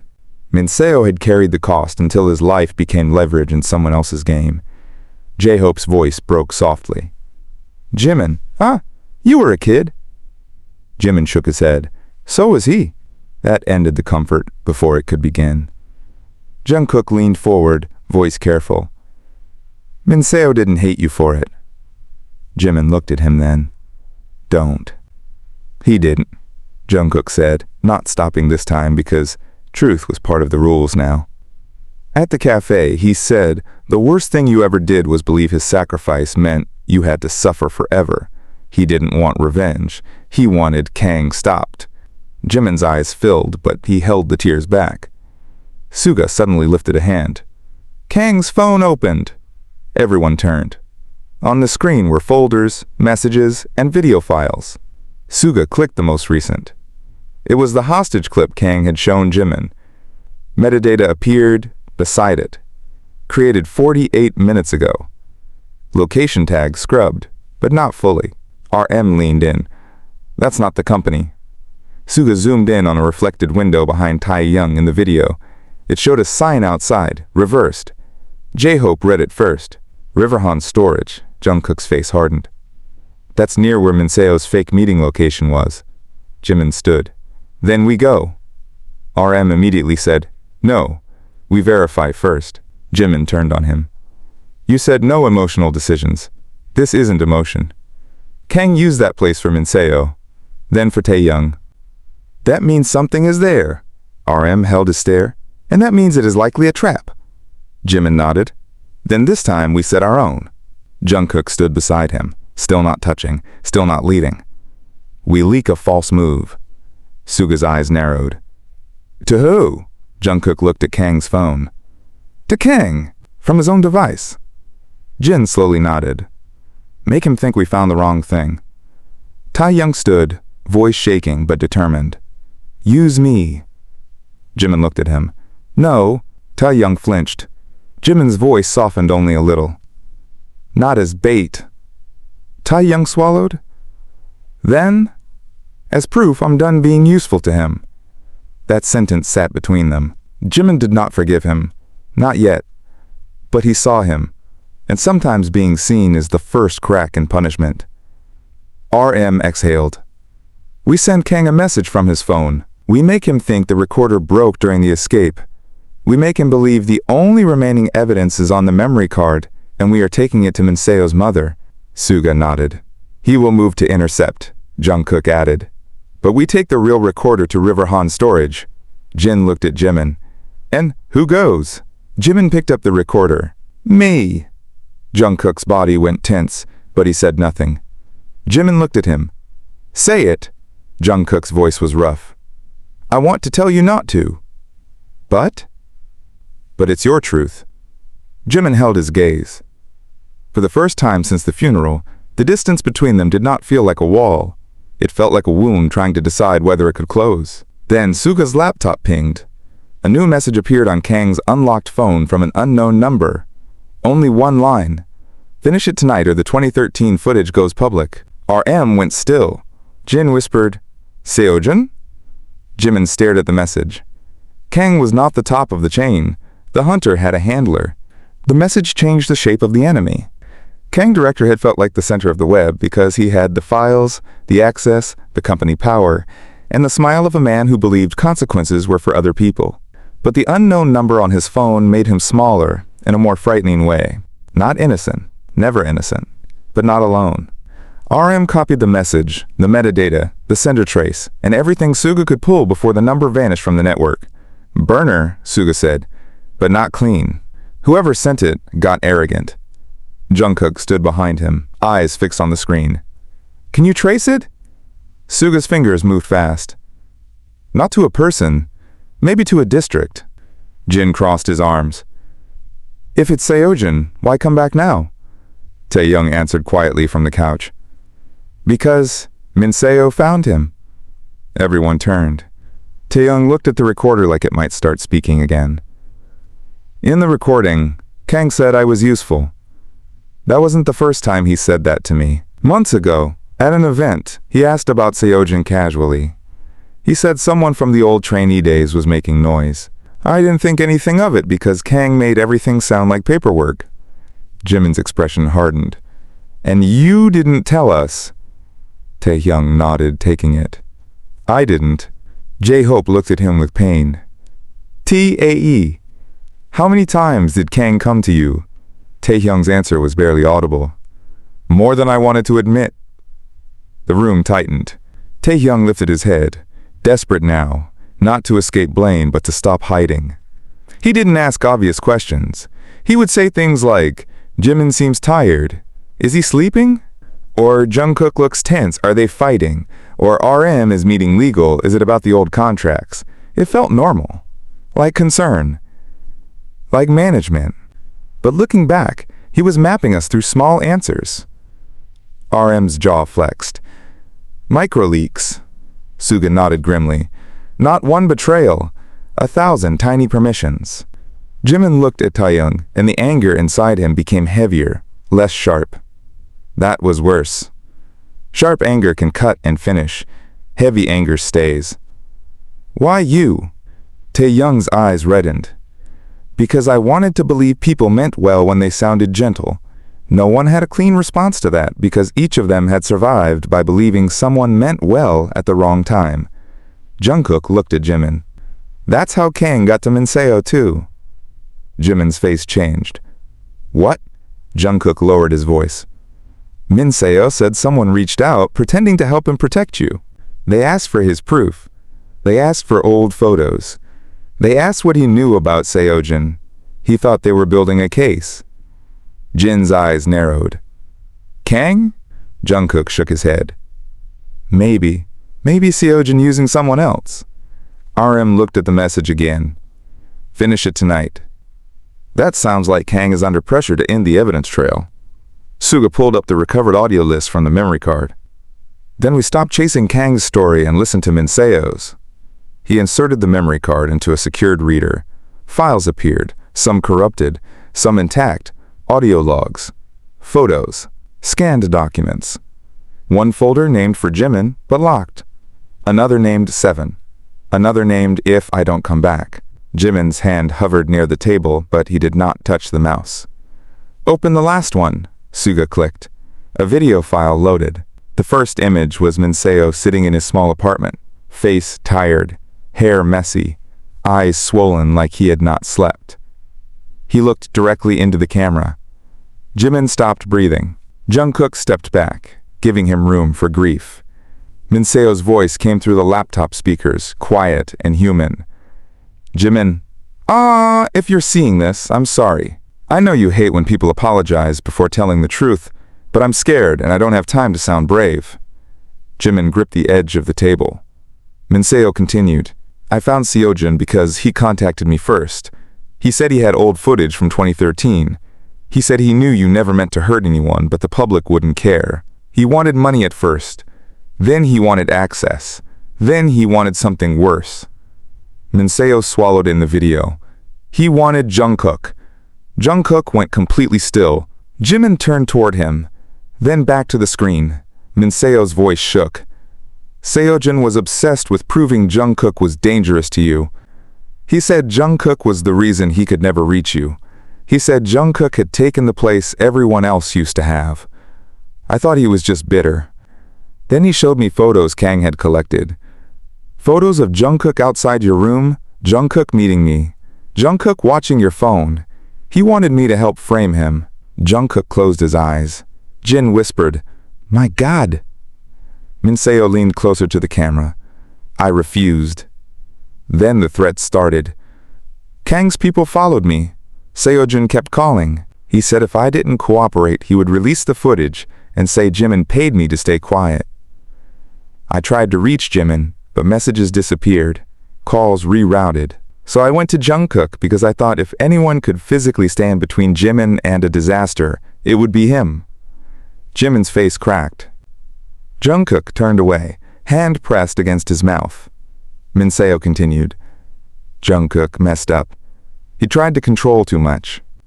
He scared me sometimes because he looked like he would rather be hated than helpless. But he did not sell you. He did not betray you first. He is being shaped into the weapon they want you to fear. The room was silent except for the laptop. Taeyang didn't sell you either. He gave away a name years ago because he trusted the wrong person. That mistake mattered. But it was Seojin who sold the first piece. Kang bought it, and someone above Kang protected both of them. RM's eyes sharpened. Above Kang? Minseo looked off camera as if he heard something in the hallway. Then he spoke faster. The name is in the locked folder. The password is not a date. It's the thing Jimin said to me after I took the blame. He will remember if he lets himself. The video shook slightly. Minseo's eyes filled with tears. Jimin, stop paying for my choice. I chose you because I believed your life would become bigger than one mistake. Don't make my death smaller by blaming yourself only. Use it. Find them. The video ended. Jimin did not cry at first. His face simply emptied, then folded inward, like the sound had been cut out of him. Jungkook took one step forward, stopped, and waited. Jin reached for Jimin's shoulder, then stopped too because everyone had learned that comfort also needed permission. Jimin covered his face with both hands. His shoulders shook once, twice. Then he lowered his hands and looked at the locked folder. The thing I said to him. RM's voice softened. Do you remember? Jimin shook his head slowly. I've spent years trying not to. Suga looked at the screen. We can try to crack it. No, Jimin said. Minseo said I'd remember. J-Hope moved closer. Take your time. Jimin let out a breath that was almost a laugh. We don't have time. He closed his eyes. 15 years old. Backstage. Broken mirror. Blood on someone else's cheek. Minseo standing in front of him, lying so easily it hurt. Later, behind the building, rain hitting the pavement, Jimin shaking so hard he could barely speak. Minseo telling him, Don't waste it, okay? If I carry this, you better fly. And Jimin, crying, whispering something he had buried because it made the sacrifice real. His eyes opened. I said, I'll owe you my stage. Suga typed the phrase in English. Wrong. Korean. Wrong. Without spaces. Wrong. Jimin's hands trembled. Try. My first stage is yours. Wrong. Jungkook spoke softly. How would Minseo write it? Jimin looked at him. Jungkook continued. Not the exact words. The way he would tease you about it. Jimin closed his eyes again. Minseo's laugh. Minseo flicking his forehead. Minseo saying, "Don't get dramatic. Just remember who owns your first bow." Jimin opened his eyes. "First bow?" Suga typed it in Korean. The folder unlocked. Inside was one video, one document, and one photo. The document opened first. RM read the header and went pale. Jin leaned in and his expression collapsed into disbelief. J-Hope whispered, "No." Suga stared like the screen had personally betrayed him. Jimin looked at the name listed above Kang's in the internal payment chain. It was not a director, not a staff member, not Seojin. It was an executive who had publicly called them family for years. Chairman Lee, the man who had stood beside them at awards ceremonies, praised their loyalty and promised to protect their future. Jimin's mouth went dry. He protected Kang. RM's voice was low and furious. He didn't protect Kang, he owned him. Then the photo loaded. It showed Minseo outside River Han's storage, meeting Chairman Lee face to face 2 days before he died. Jungkook stepped closer, eyes dark. Minseo went to the top. Suga opened the video. It showed only 30 seconds from a hidden angle. Chairman Lee's voice was clear. "You should have stayed a childhood memory." Minseo answered, shaking but firm. "And you should have stayed human." Then the video cut. The basement archive felt suddenly too small to contain what they had found. Kang was a hunter, but Chairman Lee was the estate owner who released the dogs. And now every rule had changed again. Nobody spoke for almost a full minute after Chairman Lee's name appeared. They had fought managers, rumors, exhaustion, public pressure, internal politics, and the slow violence of being watched too closely by strangers. But this was different. Chairman Lee was not just power. He was history. He had signed approvals, stood in congratulatory photos, sent handwritten notes after award shows, smiled at their parents, and used the word family so often that even the members had sometimes forgotten it was also a business word. RM sat down slowly, not because he was weak, but because his mind was moving too fast to stand. "If we accuse him without absolute proof, we don't just lose a legal fight, we trigger a war." Jin's laugh was bitter. "A man is dead, Namjoon. The war started." Suga's eyes stayed on the screen. "No, the war started years ago. We just finally saw the flag." J-Hope looked at Jimin. "What do you want to do?" The question was simple. The room understood why it had to be asked. This had begun with Jimin's grief, Jimin's friend, Jimin's missed call, Jimin's buried shame. But the evidence now reached all 7 of them. Privacy files, leverage options, internal surveillance. A chairman who had turned their trust into a control system. Jimin looked at Taehyung first. Taehyung could barely hold his gaze, but he did not look away. "Did you know Chairman Lee was involved?" Jimin asked. Taehyung shook his head immediately. "No, I swear." Jimin studied him for one long second. "I believe you." Taehyung's face crumpled, but Jimin raised a hand before he could speak. "That doesn't mean it's okay." Taehyung nodded, tears falling again. "I know." Jimin turned to Jungkook next. The room tightened around that look because this was the wound that had not closed. "You knew Minseo thought someone above Kang was involved." Jungkook nodded. "He suspected it. He didn't have the name when he met me. And you didn't tell me." Jungkook did not defend himself. "No, because you were afraid I would go after them." "Yes." Jimin stepped closer. "And were you right?" Jungkook's eyes lifted, dark and devastated. "Yes." The answer should have angered Jimin. It did, but beneath it was something more difficult. Jungkook had not lied about Jimin's nature. Jimin would have gone. He would have run straight toward the person holding Minseo's throat and called it loyalty. That did not excuse Jungkook taking the choice away. It made the betrayal more complicated, and Jimin hated complicated pain because clean pain was easier to survive. "You don't get forgiveness because you were scared for me," Jimin said. Jungkook's throat moved. "I know." "You don't get to stand behind love and call it permission." "I know.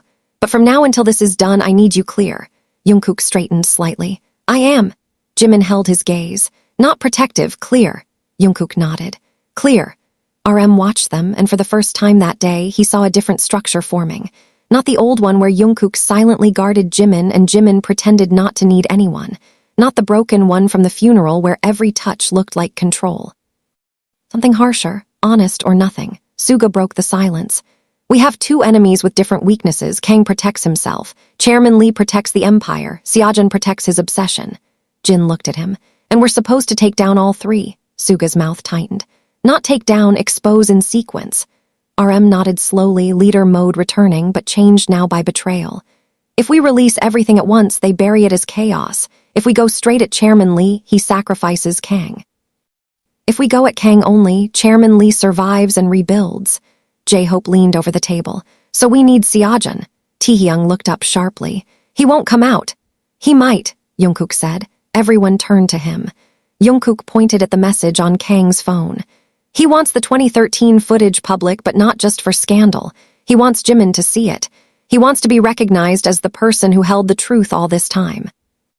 That kind of person doesn't stay hidden when the stage is finally set. Jimin's face was unreadable. You think like him too easily. Jungkook accepted the hit. Maybe that's why I know. Jin looked between them. What's the move? Suga tapped Kang's phone. We reply to the unknown number as Kang. We say Jimin has the recorder, but the locked folder is still unopened. We say Kang can deliver Jimin tonight if Seojun brings the original 2013 footage. RM's eyes narrowed. Dangerous. Suga gave him a flat look. Everything is dangerous. Choose a useful danger. J-Hope looked at Jimin. He'll want to meet where it started. Jimin nodded slowly. The old competition hall. Taehyung whispered, is it still there? Half of it, Jimin said. They turned it into an event warehouse. Jungkook's eyes moved to him. That's where the mirror incident happened. Yes. The word was quiet, but it carried 15 years of shame. RM stood. Then we don't let Jimin go alone. Jimin looked at him. RM met his gaze without apology. That is not protection by lying, that is strategy by consent. Jimin gave a short nod. Fine. Jungkook exhaled silently, but Jimin saw it. You come, Jimin said to him. Jungkook froze. Jin looked surprised. Taehyung looked down. Jimin's voice stayed hard. If Seojun wants to frame you as the monster between me and the truth, he needs to see me choose to have you there. Jungkook's eyes turned wet, but he forced his voice steady. Okay. Don't make me regret it. I won't. Suga typed the message from Kang's phone and sent it. For 30 seconds, nothing happened. Then the unknown number replied. Bring him to Hall B midnight. No members, no police. Kang fails, I release everything. Jimin looked at the time. 10:42 p.m. Jin cursed. Of course it's midnight. These people are allergic to normal appointments. Nobody laughed, but the almost humor kept the room from collapsing. RM began assigning roles. Jin would go with J-Hope to Minseo's mother, not to use her, but to warn her and protect her before any leak reached her door. Suga would remain in the archive to secure backups and prepare a timed release if they did not check in. Taehyung would stay with Suga, not because he was weak, but because he knew Seojun's old patterns and could identify phrases, contacts, memories. RM would shadow Jimin and Jungkook from a distance with outside legal help on standby. Jimin listened, then added one condition. No one calls company security. RM nodded. Agreed. Jungkook lifted the recorder. We should hear the rest before we go. Jimin took it from him, their fingers almost touching but not quite. This time, Jungkook did not pull away like he was afraid of contaminating him. He simply let Jimin take it. Jimin pressed play. Static. Then Minseo's voice again, weaker than before. There's one thing I didn't put in the files because I was ashamed. Jimin, I met Seojun before I contacted Jungkook. I thought I could bargain with him. I thought if I gave him what he wanted, he would leave you alone. Jimin's face tightened. What did you give him? He whispered, though the recording could not answer in real time. Minseo continued. I told him the thing only you and I knew. The words you said after I took the blame, I'm sorry. That password was my way of giving it back. Jimin closed his eyes. Jungkook looked at him, pain moving across his face. Minseo's voice shook. And if Seojun plays the old footage, don't only watch what you did, watch who was standing in the mirror reflection. The recording clicked off. Suga immediately rewound the last line. The room seemed to drop several degrees. RM said slowly, someone else was there. Jimin's mind went back to that day. The shove, the mirror cracking, the blood, Minseo stepping forward, everyone shouting, Jimin crying so hard he could not see. A reflection. Someone standing in the mirror reflection. Someone who had seen the whole thing and said nothing for 15 years. Taehyung whispered, who? Jimin opened his eyes and the memory came in like a blade sliding out of darkness. A trainee near the back door, not Seojun, someone older, someone wearing a staff badge, someone who had been in the company long before Chairman Lee rose to power. Jimin looked at RM. There was a witness. Jungkook's voice was low. Who? Jimin's face drained of color. The current head of legal. The room went silent. Then Suga's laptop pinged again. A new anonymous upload appeared online, scheduled for midnight with a countdown already live. The title was simple, Park Jimin's first lie. And beneath it, frozen in the preview thumbnail, was 15-year-old Jimin standing in front of a broken mirror while Minseo reached for him with blood on his sleeve. Midnight was less than an hour away, and the countdown under the anonymous upload kept moving like a second heartbeat. None of them could turn off. Park Jimin's first lie sat on the screen with 15-year-old Jimin frozen in the thumbnail, his younger face terrified, his hand still extended after the shove, Minseo already moving toward him with blood on his sleeve. The image was old, grainy, and incomplete, but that was exactly why it was dangerous. People would fill the missing pieces with whatever anger gave them. Jimin stood in front of the laptop, staring at his younger self like he was looking at a stranger he had abandoned. Jungkook stood near the door, Kang's phone in one hand, the recorder in the other, not speaking unless asked, because every word now had weight. RM watched Jimin carefully. "We can still stop the upload if we find the source." Suga did not look up from his screen. "Maybe, but whoever scheduled it used a dead drop server. I can slow it, not erase it." Jin had already left with J-Hope to protect Minseo's mother, but his last message still sat in the group chat. Don't let them turn him into content. Taehyung sat beside Suga, pale and quiet, repeating old names, old rooms, old trainee schedules, trying to remember every small thing Seojun had ever asked him. Jimin finally spoke. "Don't stop it." RM turned sharply. "Jimin!" "Don't stop it," Jimin repeated. "If we spend the whole night trying to bury the footage, we look guilty before it even comes out. And I am guilty of something. Not what they'll say, not the story they'll twist, but I let Minseo carry what I did. I let him pay because I wanted the future more than I wanted to be honest." Jungkook's face tightened. "You were a child." Jimin turned to him. "So was he. Stop making my age a shield." Jungkook went silent. RM stepped closer, voice controlled but urgent. "Owning the truth is not the same as letting enemies edit it." Jimin looked at the screen again. "Then we don't let them edit it." Suga's fingers paused. "Meaning?" Jimin took the recorder from Jungkook's hand. This time their fingers touched. It was brief, but neither pulled away fast. "We release Minseo first." Taehyung looked up. "His video," Jimin nodded. "The part where he names the chain, Seojun, Kang, Chairman Lee. The part where he says what happened, why he took the blame, and why he doesn't want revenge." RM's expression grew tense. "That exposes your past before Seojun does." "Yes, it exposes internal files." "Yes, it could break contracts, trigger lawsuits, and put all of us under investigation." Jimin looked at him directly. "Then ask the room." That stopped RM. Jimin turned to each of them, not as someone being protected, but as someone making a claim and accepting the cost. "This is not only my life anymore. If we release it, all of us get dragged in. If we stay quiet, Minseo gets buried twice and Chairman Lee stays clean, so ask the room." Suga leaned back slowly. "I vote release, but not raw. We make 3 copies, one to the journalist, one time to public, one to outside counsel." Taehyung swallowed. "Release." RM looked at him. "T, understand what you're agreeing to. Your part comes out too." Taehyung nodded, eyes wet. "Good. I want Kang to lose the version of me he used." J-Hope's reply came through Jin's phone a moment later after RM called them. His voice over speaker was tight. "Release it. Minseo's mother is with us. She says if her son left the truth, don't make him die politely." Jin added, "And I swear if anyone edits his grief into scandal, I'll personally become everyone's nightmare." The room almost breathed for the first time. RM closed his eyes. When he opened them, the leader had returned, not soft, not calm, but precise. "Then we do this clean, no emotional caption, no accusations we cannot support, Minseo's video, the payment document, Kang's phone message, the chairman phone, enough to force scrutiny, not enough to let them claim manipulation." Suga nodded. "I can package it in 8 minutes." Jungkook looked at Jimin. "And Seojun?" Jimin's eyes moved to the countdown. "We still go to Hall B," RM immediately said, "after release." "Before public release," Jimin said. "Send to counsel and journalist first. Timed public release if we don't check in. Seojun thinks he controls midnight. Let him think that until he speaks." Jungkook understood first. "You want his confession before the scheduled upload." "I want him to say why." Jimin's voice dropped. "For 15 years, everyone has been using what happened. Minseo carried it. Seojun sold it. Kang bought it. Chairman Lee turned it into a leash. I want one of them to say it out loud while I'm standing there." RM looked at him for a long moment. "That is dangerous."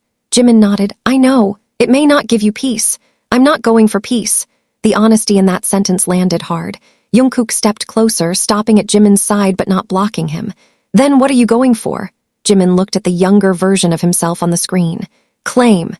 No one asked what he meant. They understood. Jimin had been treated like evidence, asset, weakness, scandal, victim, protected object, emotional liability. Tonight he would decide what his own story meant before anyone else could sell it. Suga finished the evidence package. RM recorded a short legal timestamp statement. Taehyung identified Seojun's old messaging style in the unknown numbers phrasing, enough to strengthen the link. Jin sent a photo from Minseo's mother's apartment.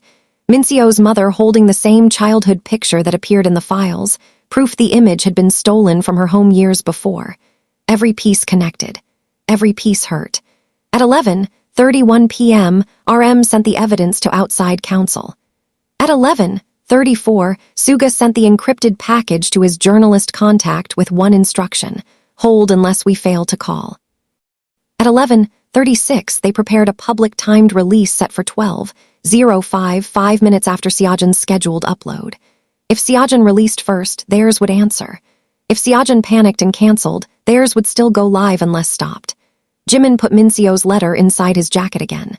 Jungkook watched him, then quietly removed his own jacket and held it out because Jimin was still damp from rain and the abandoned center. Jimin looked at the jacket. Don't. Jungkook lowered it immediately. Okay. The obedience hurt. Jimin hated that too. He hated wanting care from someone he was still angry with. He hated that Jungkook's restraint felt like an apology more honest than words. After a moment, Jimin took the jacket from his hands without looking at him. I'm taking it because it's cold, not because we're fine. Jungkook's mouth tightened with something almost like a broken smile. Understood. RM handed Jimin a small recording device. Wear this. Consent. Jimin nodded. Consent. Jungkook looked at RM. Me too. RM gave him another. You are not going in as his guard, you are going in as witness. Jungkook looked at Jimin before answering. I know. Taehyung stood as they prepared to leave. Jimin. Jimin stopped. Taehyung's voice trembled, but he forced himself through it. When Seojun asked me about you back then, I liked that someone thought I knew something important. That's the truth. I was lonely, and being useful felt like being chosen. I didn't know what it would become, but I won't pretend I was only tricked. I gave him a door. Jimin did not move. Taehyung continued, crying quietly. I'm sorry, not because Kang used me, because Minseo paid for a door I opened. For the first time that night, Jimin's face softened with visible pain. Then help close it. Taehyung nodded. I will. They left the basement archive at 11:43. RM drove, Jimin sat in the back with Jungkook beside him, and neither of them looked away from the road ahead. The city was wet, bright, and indifferent. Online, the countdown kept falling. At 11:52 p.m., Jungkook's phone buzzed. A message from the unknown number had arrived on Kang's device. Bring Jimin through the west entrance. If Jungkook comes in, I play the second clip. Jimin read it, then looked at Jungkook. You still come. Jungkook's voice was low. He said he'll release the second clip. Jimin held his gaze. Then let him learn I'm done obeying threats. At 11:58 p.m., they reached Hall B. The old competition building stood behind construction fencing, half renovated, half rotten, its broken windows reflecting the city lights like cracked eyes. Jimin stepped out first. Jungkook followed, not ahead of him, not behind him, but beside him. And for the first time since Minseo's funeral, Jimin did not tell him to move away. Hall B smelled like dust, metal, and old varnish, the kind of smell that stays in buildings where young people once believed one performance could decide their whole future. Jimin walked through the west entrance with the recording device hidden under his collar, and Minseo's letter pressed flat against his chest. Every step took him closer to the night he had spent 15 years avoiding. Jungkook walked beside him in silence. RM stayed outside in the car with a live audio feed, 2 legal contacts on standby, and Suga connected through a secure call from the archive. The rule was clear. If the feed cut for more than 60 seconds, the evidence package would move immediately. No hesitation. No private heroics. No one-man sacrifice. Jimin had made RM repeat that last rule twice because he knew exactly who it was meant for. Inside the hall, the old competition floor had been cleared for storage. Stacks of folded chairs stood against one wall. Plastic sheets hung from scaffolding. At the far end, a cracked section of mirror remained mounted behind a temporary barrier, left there either by accident or because old damage is cheaper to ignore than remove. Jimin stopped when he saw it. His body remembered before his mind did. The argument, the shove, the sound of glass cracking, Minseo's hand grabbing his wrist, the blood, the lie. Jungkook noticed his breathing change, but he did not touch him. "Stay with now," Jungkook said quietly. Jimin looked at him. "You learned that from me. You needed it more tonight." Jimin looked away, but the words steadied him. A slow clap echoed from the center of the hall. Han Seojin stepped out from behind the plastic sheets, older now, thinner, dressed in black like he had come to a funeral he was happy to attend. He had a phone in one hand and a small hard drive in the other. His face carried the bitter satisfaction of a man who had rehearsed revenge so long that real life looked disappointing by comparison. "Park Jimin," Seojin said. "You actually came." Jimin's voice was steady. "You asked for me." Seojin's eyes slid to Jungkook. "I asked for you alone." Jungkook said nothing. Jimin answered for himself. "I don't come alone for people who threaten dead men." Seojin smiled. "You sound braver when you have him standing next to you." Jimin stepped forward one pace. "No. I sound tired." That made Seojin's smile flicker. He wanted fear, denial, apology, maybe a breakdown. Tired was harder to manipulate. "You saw the countdown?" Seojin asked. Jimin nodded. "Everyone did. Then you know what happens if I touch this screen." Seojin lifted his phone. The scheduled upload was open, ready, waiting. "The world sees who you were before they worshipped you." Jungkook's jaw tightened, but Jimin spoke before he could. "Then show them the full video." Seojin's eyes narrowed. "Excuse me. Show the full video, not your thumbnail, not Kang's edit, the full thing." Seojin laughed. "You think full context saves you?" Jimin looked toward the old mirror. "No, I think it saves Minseo." That landed. Seojin's expression hardened at Minseo's name. Minseo was weak. Jungkook's voice turned cold. "Careful." Seojin looked pleased. "There it is, the dog growls." Jimin turned his head slightly.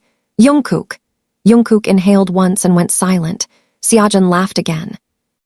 "You trained him too, or did he train himself to wait for permission?" Jimin looked back at Seojin. "You built your whole revenge around the idea that Jungkook controls me, but you keep trying to control what I hear, what I see, when I panic, when I answer. Kang did the same thing. Chairman Lee did the same thing. So tell me, Seojin, what makes you different from the men you sold me to?" The hall went silent. Seojin's smile disappeared. "I didn't sell you." Jimin took another step. Minseo recorded everything. That was the first clean hit. Seojin's face changed before he could hide it. Jungkook saw it. RM heard it through the feed and whispered from outside, "Got him reacting."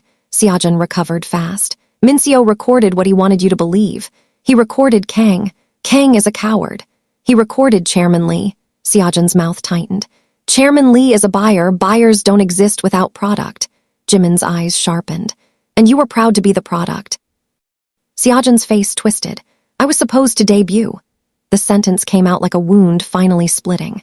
"I was better than half the boys in that building. I sang until my throat bled. I danced through fever. I gave everything. And then people like you cried in stairwells and got protected because you were pretty when you suffered." Jungkook moved half a step forward. Jimin lifted one hand, not touching him, just stopping him. Jungkook stopped. Seojin saw it and sneered. "See, he waits now. Very touching." Jimin ignored the bait. "So you punished Minseo. Minseo chose you. He wasn't part of your trainee story. Everyone became part of it when you all rose and I disappeared."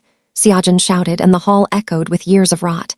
"Do you know what it feels like to watch the world call someone family while you know they're built on lies? You pushed that boy. Minseo lied. The staff knew. The company buried it, and all of you kept climbing." Jimin stood still. "Yes," Seojin blinked. He had expected denial. Jimin continued. "I pushed him. Minseo lied for me. I let him. I was scared and selfish. That is true." Seojin's breathing changed. "Don't do that." "Do what?" "Don't confess like it makes you clean." Jimin's eyes were wet now, but his voice did not break. "It doesn't make me clean, it makes the truth harder for you to own." Jungkook looked at him then with something close to awe and grief. Seojin's hand tightened around the hard drive. "You think this is only about you?" "No," Jimin said. "That's what you never understood. You thought releasing my shame would destroy me because shame destroyed you. But Minseo was not protecting my image. He was protecting the part of me that still wanted to become better after doing something wrong." Seojin's face darkened. "He came to me begging. He came to you trying to stop you from hurting people. He offered money, because you were blackmailing him. He offered the password." Jimin's face tightened, but he did not flinch, because he was afraid. Seojin leaned forward. "He gave me your sacred little sentence, Jimin, your first bow, your stage, your debt. He handed it to me like payment." Jimin swallowed, and still chose to leave me the truth. Seojin's anger cracked through his control. He chose wrong. Jungkook's voice was low. That's why you sent him to the river. The hall went cold. Seojin's eyes snapped to Jungkook. I didn't touch him. Jungkook took one step forward, carefully, visibly staying within the rules. No. You don't touch directly. You send locations. You send fear. You tell Kang he's losing control. You tell Chairman Lee the evidence is moving, then you stand back and call the blood coincidence. Seojin's face went pale with rage. You don't know anything. Jungkook lifted Kang's phone. We know you told Kang to finish it tonight. Seojin stared at the device. For the first time, fear entered his face. Where did you get that? Jimin answered. Kang dropped it while running. Seojin laughed once, but it sounded wrong. He always was sloppy. RM's voice came faintly through Jimin's hidden earpiece. Keep him talking. Jimin looked at Seojin. Who gave Chairman Lee the original footage? Seojin smiled again, but it was forced. Ask your precious legal head. Jimin's body stiffened. He was there. Of course he was there. He saw everything. He saw you shove that boy. He saw Mincio step in. He saw the company choose investment over integrity. And years later, when Chairman Lee needed leverage over a group that had become too powerful to manage normally, your old lie became useful. Seojin stepped closer. I didn't create the system, Jimin. I just understood it before you did. You fed it, because it fed me first. And Mincio, Jimin asked. What was he? Collateral. Seojin's jaw tightened. Mincio should have stayed quiet. That was enough. Not a confession to murder, but a confession to the mentality behind it. RM outside whispered, we have it. But Jimin was not done. Play the full video, he said. Seojin shook his head. No, then I will. Jimin pulled out his own phone. Seojin's eyes sharpened. What did you do? At that exact moment, Suga triggered the first controlled release to counsel and the journalist. Seojin's phone buzzed, then buzzed again, then again. His scheduled upload page glitched as the platform received takedown conflicts and evidence flags from multiple verified legal sources. Countdown froze at 000112. Seojin stared at it. What did you do? He repeated, louder. Jimin stepped closer, voice shaking now but strong. I stopped waiting for liars to decide when I get to tell the truth. Seojin lunged for him. Jungkook moved, but this time Jimin moved too. Jungkook caught Seojin's wrist while Jimin stepped aside, and together they turned the attack into nothing. It lasted only a second, but it changed something. Jungkook had not pulled Jimin behind him. Jimin had not frozen behind Jungkook. They moved side by side. Seojin stumbled back, humiliated. You think standing together makes you innocent? Jimin looked him dead in the eyes. No, it makes us harder to edit. Then the hall lights snapped on all at once. RM entered from the west side with 2 outside lawyers and an independent investigator. From the east side, Suga's journalist contact stepped in with a camera already recording. Seojin backed toward the old mirror, trapped between the truth he tried to release and the truth now recording him. But then another voice echoed from the upper balcony. That is enough. Everyone looked up. Chairman Lee stood above them with the head of legal beside him, calm, polished, and untouched by fear. He looked down at Jimin like he was looking at an asset that had malfunctioned. You should have accepted protection while it was still being offered. Chairman Lee descended the metal stairs slowly, like the room belonged to him, because for years every room had. He wore a dark coat, no visible security, no panic, no wasted movement. The head of legal followed half a step behind, older, silver-haired, expression tight, with the exhaustion of someone who had survived by filing away his conscience one signed document at a time. Seojin looked almost relieved when he saw them, then immediately afraid because men like Chairman Lee do not arrive to save loose ends. They arrive to organize disposal. RM stepped forward, voice steady. Chairman Lee. Chairman Lee did not look at him. His eyes stayed on Jimin. You have had a difficult day. Grief makes people reckless. Jimin almost laughed. The wording was so clean it felt obscene. You don't get to call this grief. Then what should I call it? Chairman Lee asked. A breakdown. A rebellion, a misunderstanding encouraged by unstable outsiders. Jin's voice came through RM's phone on speaker, sharp with anger from Mincio's mother's apartment. Careful how you say unstable. Chairman Lee's eyes flicked briefly to the phone, then back to Jimin. So all 7 of you are participating. Suga stood near the journalist, laptop open, one finger ready above the timed release command. Nice of you to confirm you're worried about all 7. Chairman Lee smiled faintly. Min Yoongi. Still confusing sarcasm for strategy. Suga's eyes went flat. Still confusing fear for respect. The chairman's smile disappeared. The investigator beside RM quietly adjusted his recording device. Chairman Lee noticed but did not stop him. That confidence was the most frightening part. He believed he could speak in front of witnesses and still win. He turned to Seojin. "You were instructed not to appear." Seojin's face hardened. Kang failed. Kang became emotional. Kang became exposed, Seojin snapped. "Because you let Minseo walk out of River Hand storage." Jimin's whole body went cold. Jungkook's head lifted sharply. RM's eyes narrowed. Chairman Lee did not react, but the head of legal closed his eyes for half a second. It was small. It was enough. Jimin stepped toward Seojin. Minseo was at River Hand storage with Chairman Lee. Seojin realized what he had said and tried to recover. "Everyone knows that now." Jungkook's voice dropped. "No. Only someone in the room that night would know he walked out." The hall tightened. Seojin looked at Chairman Lee, and for the first time his arrogance slipped into panic. Chairman Lee spoke calmly. "Han Seojin is emotionally unstable. He has been attempting to extort the company for years." Seojin laughed, stunned. "Don't." Chairman Lee turned to him with mild disappointment. "You kept illegal recordings of minors. You sold private material. You threatened grieving families. Do not imagine you are morally positioned." Seojin's face went red. "You paid me." "Did I?" Chairman Lee asked. The head of legal shifted. Suga's eyes went to him instantly. "He has the payment trail," Suga said. Chairman Lee looked at Suga. "You have documents stolen from company systems and a dead man's edited recordings." RM's voice hardened. "We also have the original files from Kang's phone. A compromised device. Metadata. Manipulable. Witnesses. Traumatized. Minseo's video. A frightened civilian coached by someone with motive." Chairman Lee's responses came too fast, too prepared. He had built exits around every truth before they arrived. Jimin felt the old pressure then, the machine behind the man, the thing that had taught them to doubt their own pain if it could not survive legal language. Then Jungkook stepped forward. "You don't have an exit for me." Chairman Lee finally looked at him properly. "Jungkook." The name came out almost affectionate, and it made Jimin's skin crawl. "You have always been the easiest to aim."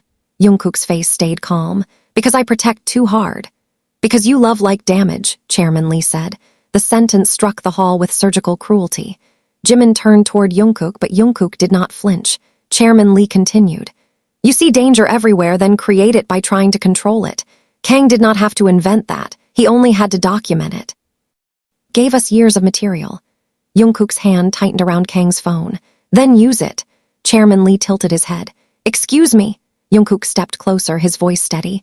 "Use my file, release everything you have on me, every photo outside Jimin's room, every message where I sounded harsh, every moment you twisted into obsession, I'll stand in it." Jimin stared at him.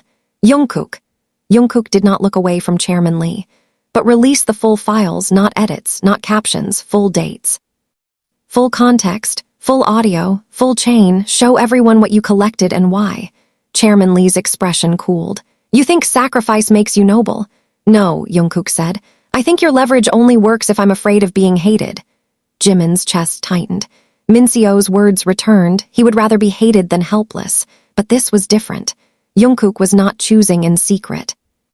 He was saying it in front of them, in front of Jimin, in front of evidence, no longer using sacrifice to steal someone else's choice. "Don't," Jimin said quietly. Jungkook finally looked at him. "I'm not deciding for you." "Then hear me." Jimin stepped beside him. "You don't get to burn alone and call that growth." Jungkook's eyes shifted, raw and exposed. "Then what do we do?" Jimin faced Chairman Lee. "We stand in the full story together." Chairman Lee's jaw tightened. "How moving." Jimin ignored him. He looked at the head of legal. "You were there in 2013. The man's face went still. Chairman Lee's eyes flicked toward him. A warning. Jimin saw it. "You saw me push that boy. You saw Minseo lie. You saw the company bury it. You kept the footage, and later you helped Chairman Lee use it." The head of legal said nothing. Jimin's voice lowered. "You also saw someone else in that room, didn't you?" The man swallowed. Chairman Lee spoke sharply. "Do not answer." That was the wrong move. Everyone heard the fear inside it. Suga whispered into the live feed, "There it is." Jimin stepped closer to the legal head, not begging, not shouting. "Minseo is dead. Seojin is being thrown away in front of you. Kang will be sacrificed next. And when this reaches you, Chairman Lee will say you acted alone. You know he will." The legal head's eyes moved to Chairman Lee, then to Seojin, then to Jimin. His face looked older by 10 years. Chairman Lee's voice became ice. "You are bound by confidentiality." The legal head laughed once, empty and broken. A child bled in front of me, another child lied to save him, and I wrote confidentiality on it. The hall fell silent. Chairman Lee's face hardened. Stop! The legal head turned to the investigator. I was there. The words seemed to crack the floor. I preserved the footage under executive instruction. Years later, Chairman Lee requested all archived disciplinary material connected to members and former trainees. Kang handled implementation. Han Seojun had a personal copy and sold supporting material. The 2013 footage was used as leverage to discourage Park Jimin from contesting certain internal decisions. RM's eyes burned. Which decisions? The legal head looked down. Contract renegotiation pressure, personal relationship management, family access. Media response compliance. J-Hope's voice came through the phone, shaken with anger. They used Jimin's guilt to manage him. The legal head nodded. Yes. Jimin closed his eyes. He had known pressure. He had felt invisible hands redirecting him for years, telling him certain requests were impossible, certain visits risky, certain friendships complicated, certain emotional needs disruptive. But hearing the mechanism named made the past rearrange itself into a cage. Jungkook looked like he might break, because he understood now how many times his own fear had fit perfectly into that cage. Chairman Lee stepped forward. You have just ended your career. The legal head looked at him, exhausted. No, I ended it years ago. Tonight I am only admitting where. Seojun backed away slowly, realizing the room had turned without him. Chairman Lee noticed and snapped. Han Seojun, stay where you are. Seojun laughed, wild now. So now I'm the criminal, you bought everything. You told me Jimin needed to remember his place. Chairman Lee's face darkened. Seojun lifted his phone. Maybe I released the second clip anyway. Suga's voice came through RM's earpiece. Second clip? What second clip? Jungkook's eyes moved to Seojun's phone. Give it to me. Seojun smiled. This one isn't about Jimin. He looked at Jungkook. It's about what you said after Minseo died. Jimin turned to Jungkook. Jungkook's face went pale with real fear. Seojun tapped the screen. A clip began playing through the hall speakers, rooted somehow through the old sound system. Jungkook's voice filled the room, recorded from somewhere private, raw and shaking. If Jimin finds out I silenced the call, I'll lose him. But if I could go back, I'd do it again. Jimin froze. Jungkook whispered, no. The clip continued. Because if he had gone to that location, he might be the one dead. Seojun stopped the audio and smiled. Still want the full story together. The hall seemed to tilt under Jimin's feet. Jungkook's recorded voice hung in the air, not edited enough to be dismissed, not complete enough to be trusted, and cruel because every word sounded like the wound Jimin had been trying to understand. If I could go back, I'd do it again. The sentence hit harder than the funeral confession. It meant regret had a limit. It meant Jungkook still believed that stealing Jimin's choice had saved him. It meant the apology had a locked door behind it. Jungkook turned to Jimin immediately, panic breaking through his control. That's not the full recording. Jimin's face was unreadable. Did you say it? Jungkook swallowed. Yes. The truth landed clean. Seojun smiled. Chairman Lee said nothing because for once the room was doing his work without him. RM took one step forward, but Jimin raised a hand. He did not want a leader, not yet, not for this. Did you mean it? Jimin asked. Jungkook looked destroyed by the question, but he did not hide. In that moment, yes. Jimin's eyes filled, but his voice stayed low. And now, Jungkook's breathing shook. Now I don't know how to answer without hurting you. Try. Jungkook looked at the old mirror, then back at Jimin. I would want to stop you from going, every part of me would. I would want to throw the phone into the river if it meant you stayed alive. That fear is still in me. I can't lie and say it disappeared because I understood consent tonight. Jimin's jaw tightened. Seojun's smile widened, but Jungkook kept speaking before anyone could cut the moment apart. But now I know wanting to stop you is not the same as having the right, so no. If I could go back with what I know now, I would wake you. I would tell you everything. I would stand beside you while you chose. And if you chose to go, I would go with you scared instead of keeping you safe alone. Jimin stared at him, tears finally spilling but silently. The answer did not erase the damage. It did something harder. It made the damage truthful. Seojun scoffed. What a pretty revision. Jimin turned on him. You don't get to speak. The force in his voice stopped even Chairman Lee from moving. Jimin stepped toward Seojun. You played that clip because you thought it would split us because you still think the truth is only useful when it hurts. Seojun lifted his chin. Doesn't it? Yes, Jimin said, but pain is not ownership. Seojun's eyes flickered. Jimin continued. You don't own my mistake. You don't own Minseo's sacrifice. You don't own Jungkook's fear. You don't own Taehyung's guilt. You don't own what happened here just because you kept a copy. The words moved through the hall like pressure changing before a storm. Jungkook stood behind him now, not shielding, not leading, simply there. RM watched with something like quiet grief. Suga's voice came over the secure line, low. Timed release in 4 minutes unless cancelled.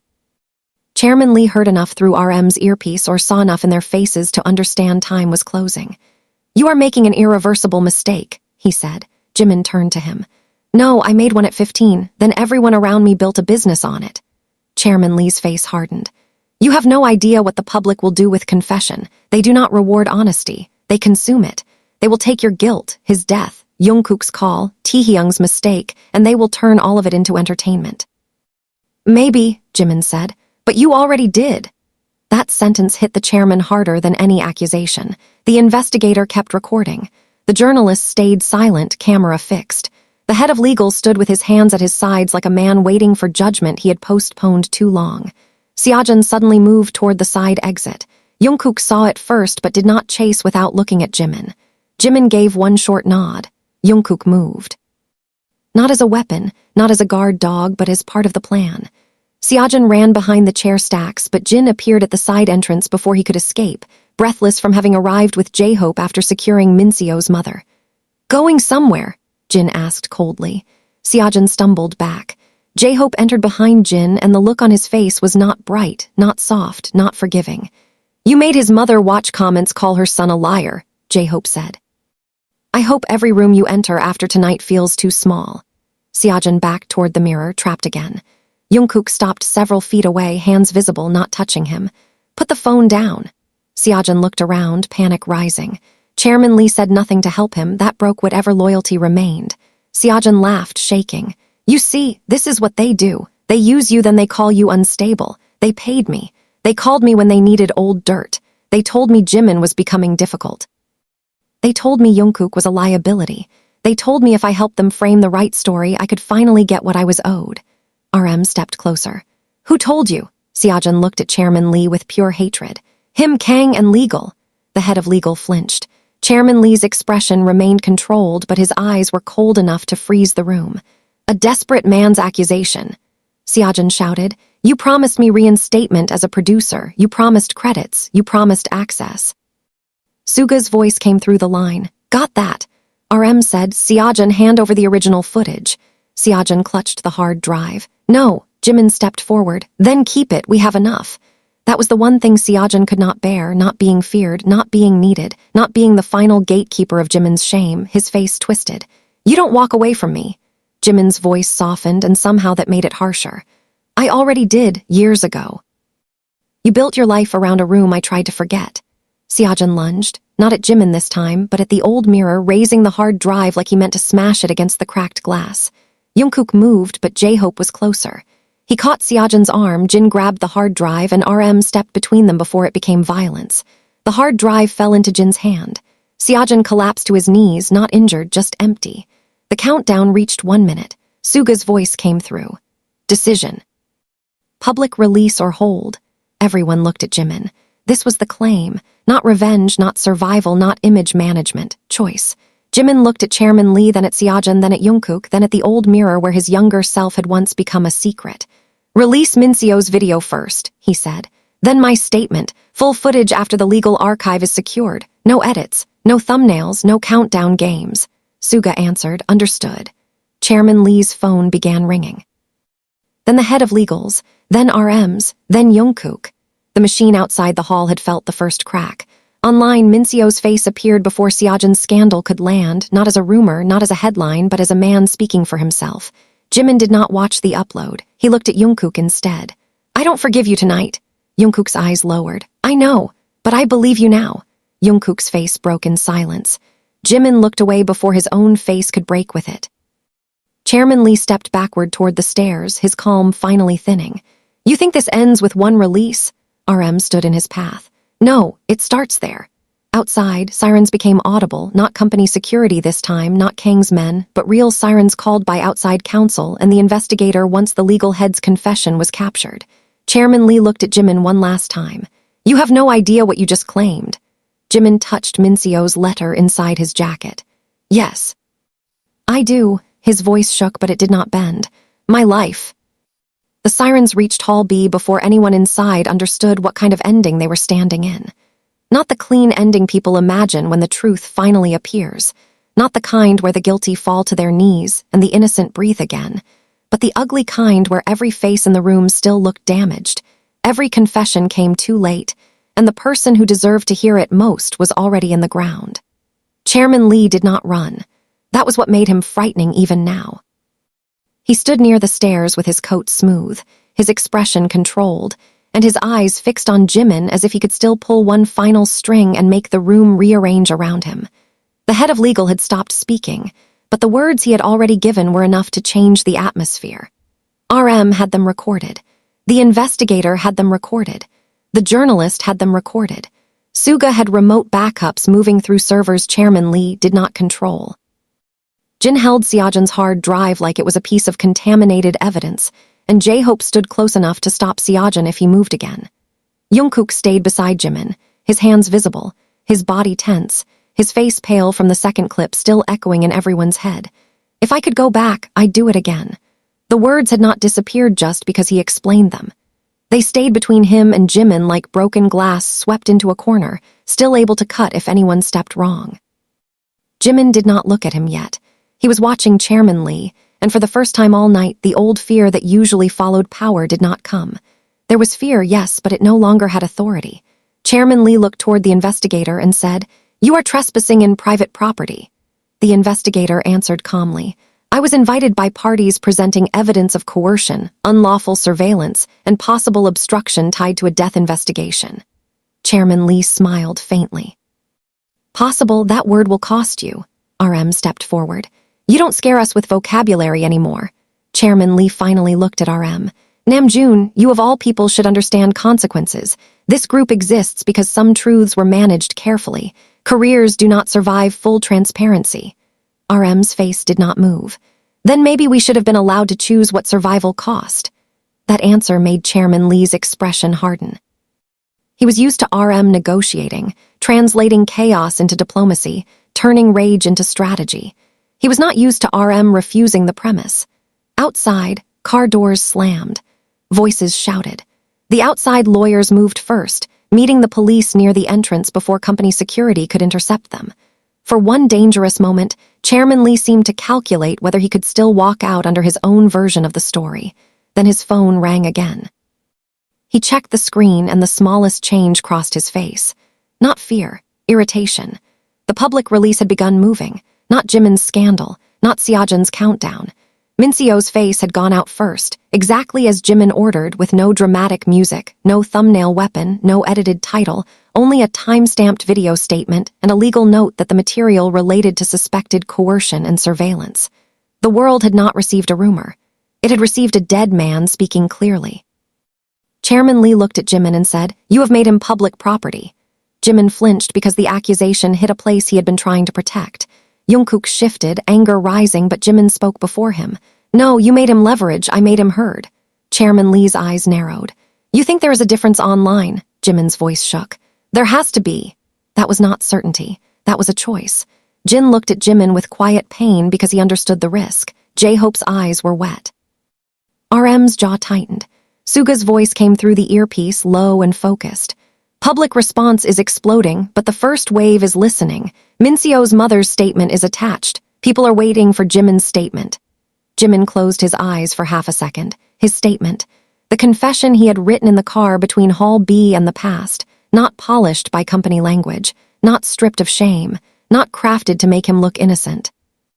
Said he had made a mistake as a teenager, that Minseo had taken the blame, that he had lived with gratitude and guilt but had not done enough to correct the damage, that this did not justify blackmail, surveillance, or the exploitation of Minseo's death, and that all evidence would be handled through independent legal channels. It was not perfect. That was the point. RM looked at him. "You can still hold it until morning." Jimin opened his eyes. "No." Jungkook looked at him then. "Are you sure?" Jimin turned to him slowly. The question could have sounded like control. It did not. It sounded like someone asking permission to care without taking over. "No," Jimin said honestly, "but I'm doing it." Jungkook nodded. "Then I'm here." That was all, no promise to fix it. No promise that everything would be fine, just presence. Jimin looked away before it could become too much. Seojun, still on his knees near the mirror, laughed under his breath. You really think confession makes people kind? Jimin looked at him with exhaustion. I think hiding made people powerful. Seojun's face twisted. You stole my future. The sentence came out raw, childish, and old. For one moment beneath the blackmail, the cruelty, the obsession, there was a boy who had never left the trainee room where he believed the world had chosen everyone else. Jimin did not soften enough to excuse him, but his anger changed shape. No, Jimin said. They stole yours too. And instead of fighting them, you helped them steal from Minseo. Seojun's eyes filled with rage because the truth offered no clean villainy for him to hide inside. You don't get to pity me. I don't, Jimin said. I just refuse to become you. Police entered the hall then, and the room fractured into procedure. Questions, phones collected, names confirmed. The head of legal immediately asked to give a formal statement through independent counsel. Chairman Lee's lawyers arrived within minutes, too fast for innocence, too controlled for surprise. Kang was not there. That absence cut through everything. Kang had been the visible knife, but he had slipped into the city while the bigger machine cracked. Suga confirmed it through the call. Kang's company access just went dark. He's running. Jungkook's head lifted. Where? Unknown, Suga said, but he pulled one file before the wipe. Jimin's stomach tightened. Which file? Suga paused. Jungkook's full file. Jungkook closed his eyes. Jimin stared at him. Chairman Lee, even while speaking to police, heard enough to smile faintly. You see, he said softly, the story never stops moving just because you choose honesty. Jimin stepped toward him, and this time RM did not stop him. Then we move faster. Chairman Lee leaned slightly closer, voice low enough that only Jimin and Jungkook heard. You should ask why Minseo called that night at exactly 2:13. He was not calling because he escaped. He was calling because someone let him. Jungkook went rigid. Jimin's blood went cold. Before either could respond, the police separated Chairman Lee from them, guiding him toward the entrance in a controlled escort that looked too much like dignity for what he had done. Jimin stood frozen, Minseo's letter pressing against his chest. Someone let him call. The sentence opened a new hole beneath the old one. Jungkook whispered, Jimin. Jimin turned toward him, and the look on his face was not forgiveness, not accusation, but terror returning in a new form. What if the call was never meant to save him?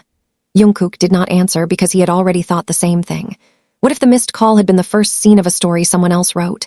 What if Jungkook silencing it had not broken the plan but completed it? Outside Hall B, Jimin's statement went live. Inside Hall B, the past finally became evidence. And somewhere in Seoul, Kang director opened Jungkook's file and prepared the next wound. By 2:40 a.m., the city had become louder than the room they were hiding in.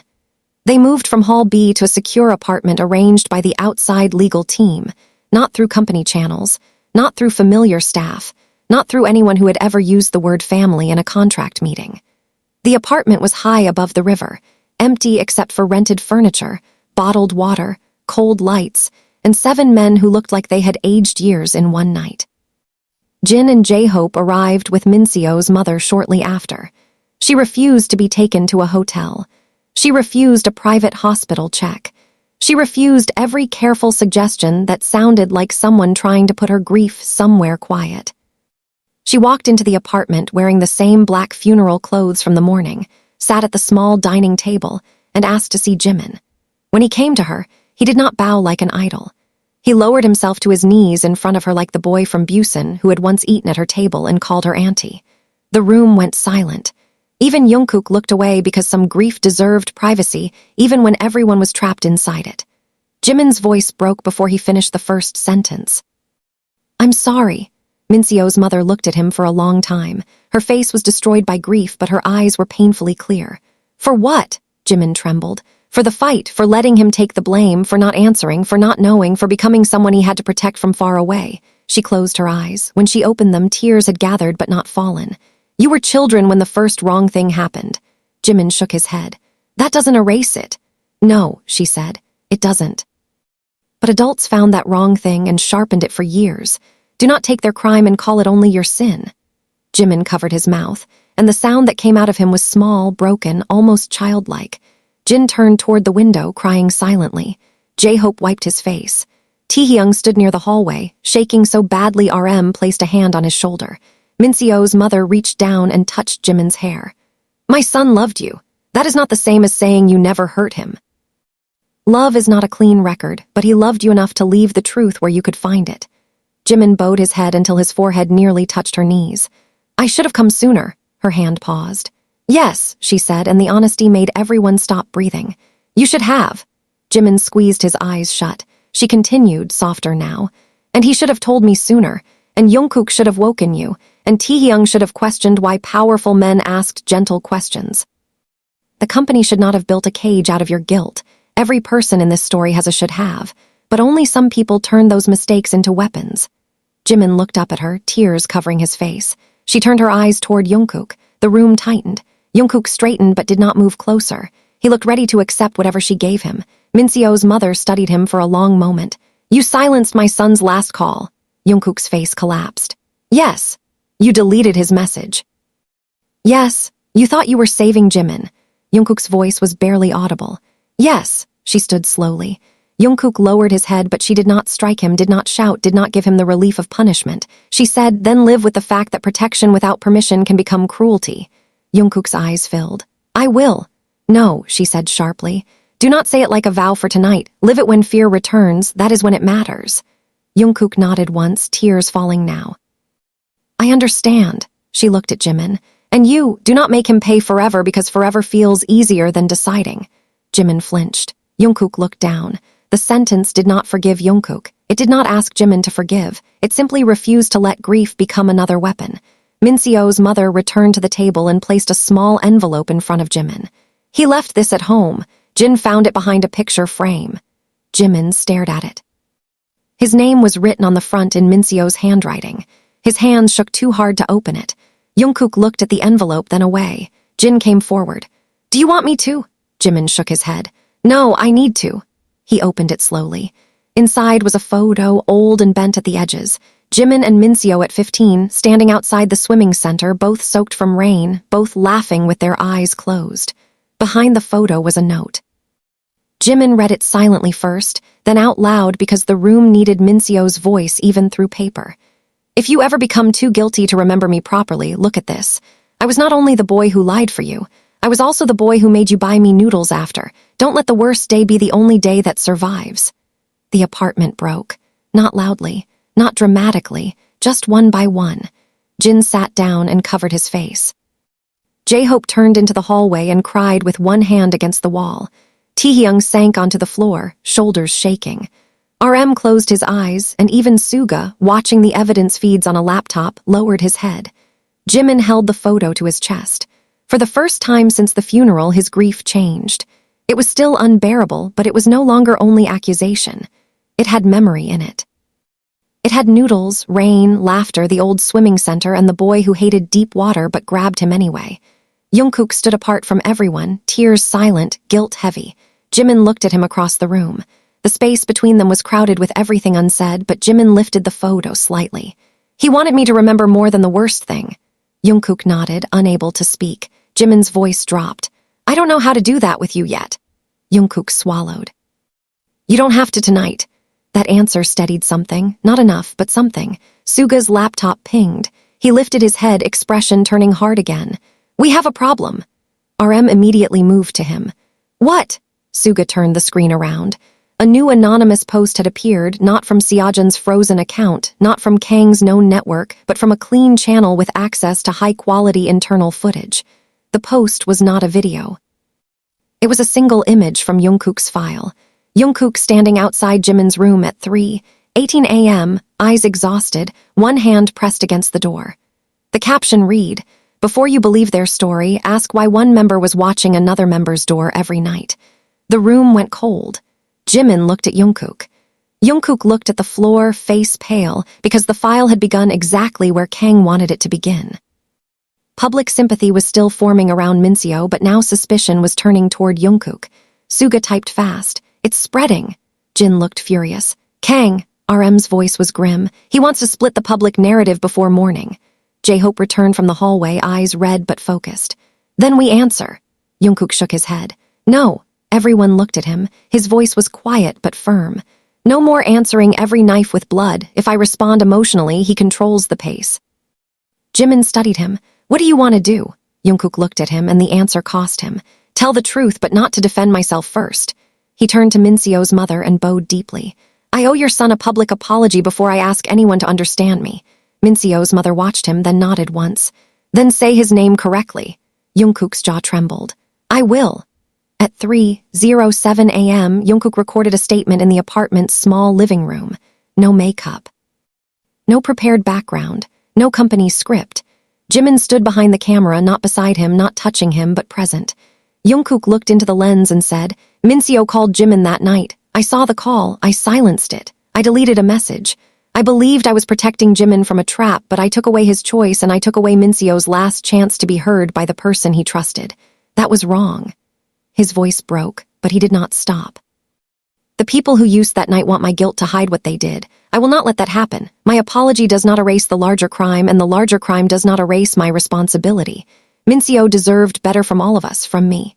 He stopped recording before he could turn the statement into self-punishment. Jimin lowered the phone. Their eyes met. Something unspoken moved between them. Then Jimin said, that was clear. Jungkook nodded, tears still on his face. I'm trying. Before anyone could respond, Suga's screen flashed again. A message arrived from an encrypted address, addressed not to RM, not to legal, not to the group, but to Jimin personally. It contained a live location pin near the river and one sentence. Kang wants to sell Jungkook's file before sunrise. Come alone if you want the original. Jimin read it once. Jungkook saw his face change and stood. No! The word came out before he could stop it. The room went silent. Jimin looked at him. Jungkook closed his eyes, realizing. Then he corrected himself, voice shaking. I mean, I'm scared, not no. Jimin held his gaze. Good. RM stepped closer. We are not sending you alone. Jimin looked at the live pin poolsing near the river. I know. Jungkook exhaled, but the fear stayed. The old pattern had appeared. This time it had been named before it could become a cage. The river location was an underground parking structure beneath an unfinished commercial complex. The kind of place that looked abandoned even when the city around it refused to sleep. They did not go alone. That mattered more than the plan itself. RM coordinated with outside counsel and the investigator. Suga tracked the encrypted sender from the apartment, moving between data feeds with the cold focus of someone who had decided exhaustion was optional until morning.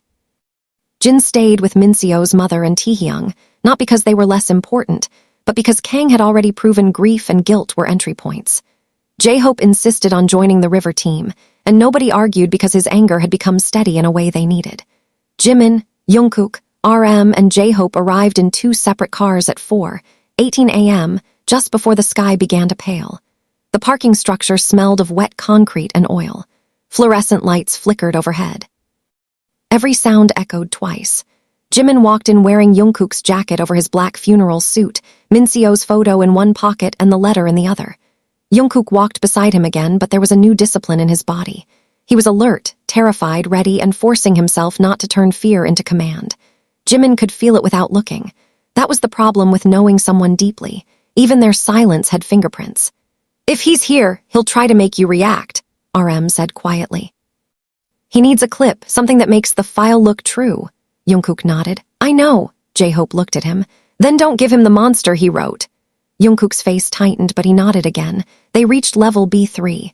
A single black car stood near the far exit, engine off. Kang director leaned against it, no longer polished. His hair was damp, his tie gone, his cheek bruised from the struggle at the swimming center.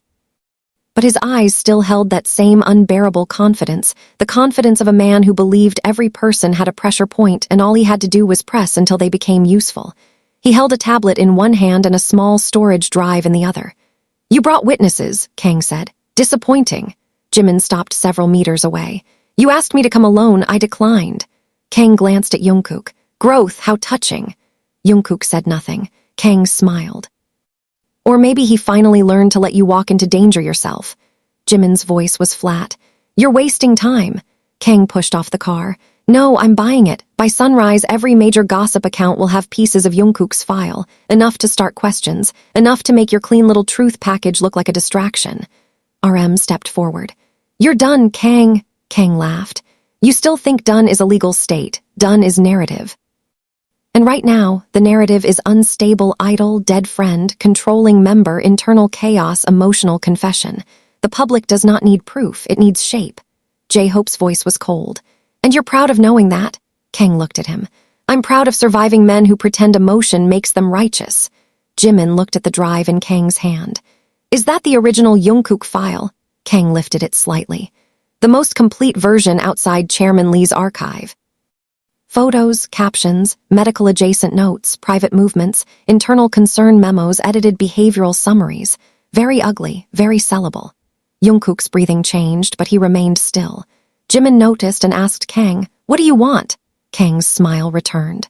"A trade. Your statement retracting the implication that Chairman Lee directed anything. Say you were manipulated by Seojun and grief. Say Kang director acted independently but without criminal intent. Say Jungkook's actions caused confusion. I disappear, the file disappears." RM looked disgusted. "You're still protecting him." Kang's eyes flashed. "I'm protecting the only structure that knows how to keep all of you alive."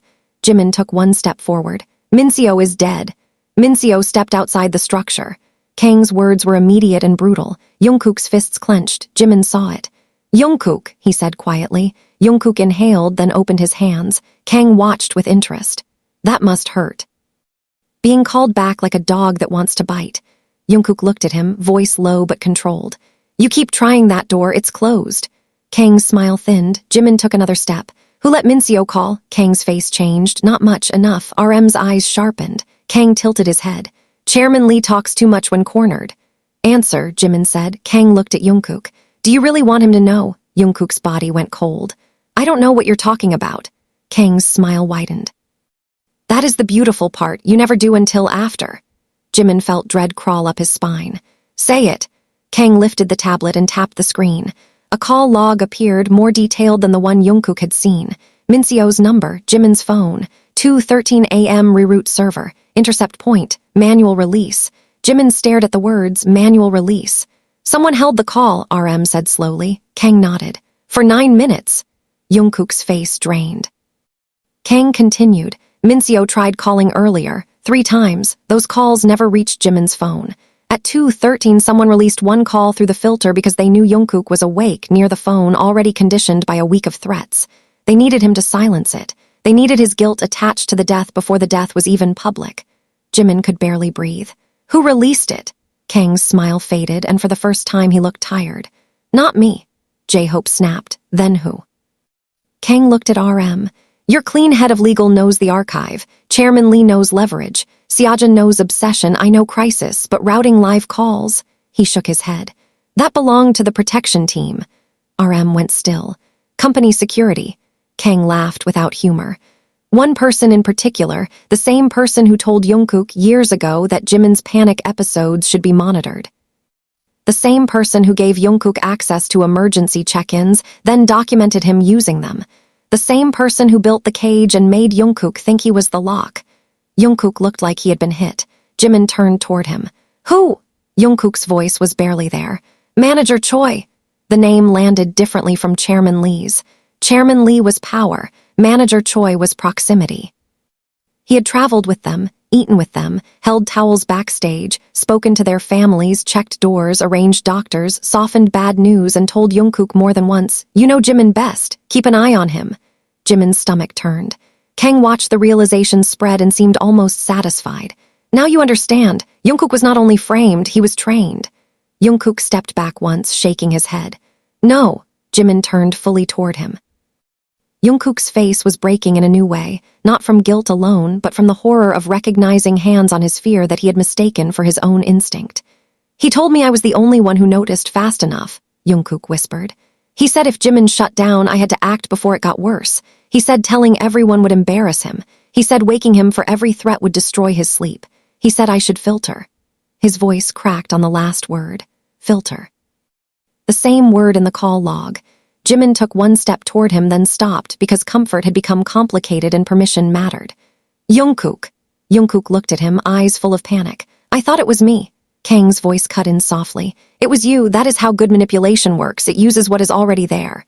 Jimin turned back to Kang, fury rising so fast it almost blinded him.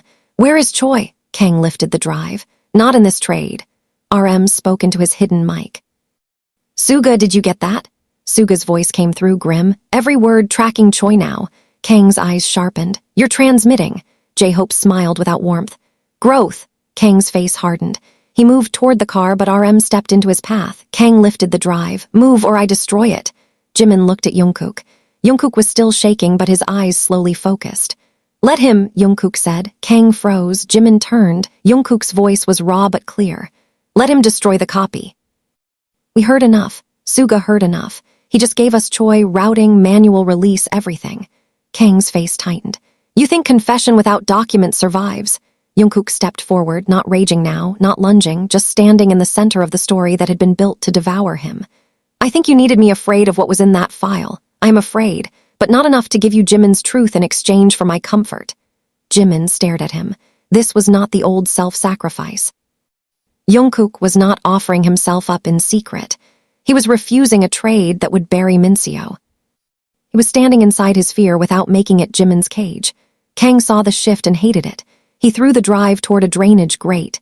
J-Hope moved fast and kicked it aside before it fell through. RM grabbed it. Kang lunged for the car door, but headlights flooded the ramp. Outside, investigators and police vehicles blocked both exits. Kang stopped, breathing hard. His face finally lost its polish completely. You don't understand what you're tearing open, he spat. Jimin stepped closer, voice low. No, we understand exactly. That's why you're scared. Kang looked at Jungkook one last time.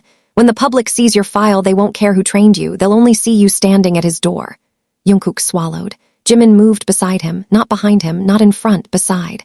Then I'll tell them why he was there. Jungkook looked at him, stunned. Jimin's voice softened, but only enough for him. Not to erase what you did, to stop them from turning care into a crime and control into romance. Jungkook nodded, tears in his eyes. Okay. Police took Kang minutes later. He did not go quietly. He demanded counsel, shouted about stolen data, threatened lawsuits, named no one else. But the panic in his eyes had already confessed what his mouth refused. As he was led past Jimin, he leaned close and whispered, Choi won't run. He believes he saved you. Then he was gone, swallowed by flashing lights and concrete echoes. Jimin stood in the parking structure until the first gray line of morning appeared through the exit ramp. Jungkook stood beside him, wrecked and silent. RM held the recovered drive. J-Hope stared at the place Kang had stood, breathing hard. For one moment, there was no victory. Only another door, Manager Choi. The person who had been close enough to build Jungkook's fear into a system. The person who had let Minseo's final call pass through like bait on a hook. Morning did not arrive like relief. It came pale and cold, sliding over the river and turning every face in the secure apartment gray with exhaustion. By 6:30 a.m., the first official headlines had shifted from rumor to investigation. Independent counsel confirmed evidence had been submitted. The journalist released a careful report that avoided sensational claims, but named surveillance, coercion, and internal leverage as allegations supported by documents and witness statements. Minseo's video continued spreading, not cleanly, not kindly everywhere, but strongly enough that Seojin's frozen scandal upload no longer owned the narrative. Jimin's statement had landed with impact because it did not sound like corporate apology. It sounded like a man standing in an old wound with no intention of decorating it. Jungkook's apology followed, and the reaction was brutal in parts, compassionate in others, confused in most. People argued. People clipped. People defended. People accused. The public did what Chairman Lee said it would do, consumed pain. But it also did something he had not counted on. It listened long enough for Minseo's name to remain attached to the truth instead of becoming a footnote under scandal. That mattered. Not enough, but it mattered. Inside the apartment, none of them celebrated. Taehyung sat at the dining table writing a full account of every conversation he remembered with Kang, Choi, and Seojin, his handwriting uneven but determined. Jin stayed with Minseo's mother, making tea she did not drink. J-Hope stood near the balcony door, answering calls from trusted contacts and refusing every company representative who tried to speak through unofficial channels. Suga worked from the floor with 3 laptops open, tracking Choi's movements through fragments of old schedules, access logs, and security authorizations. RM stood in the center of it all, holding the group together by force of will and caffeine, even as betrayal kept expanding faster than strategy.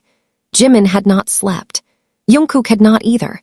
They sat in the small spare room because the others had silently given them space without calling it that.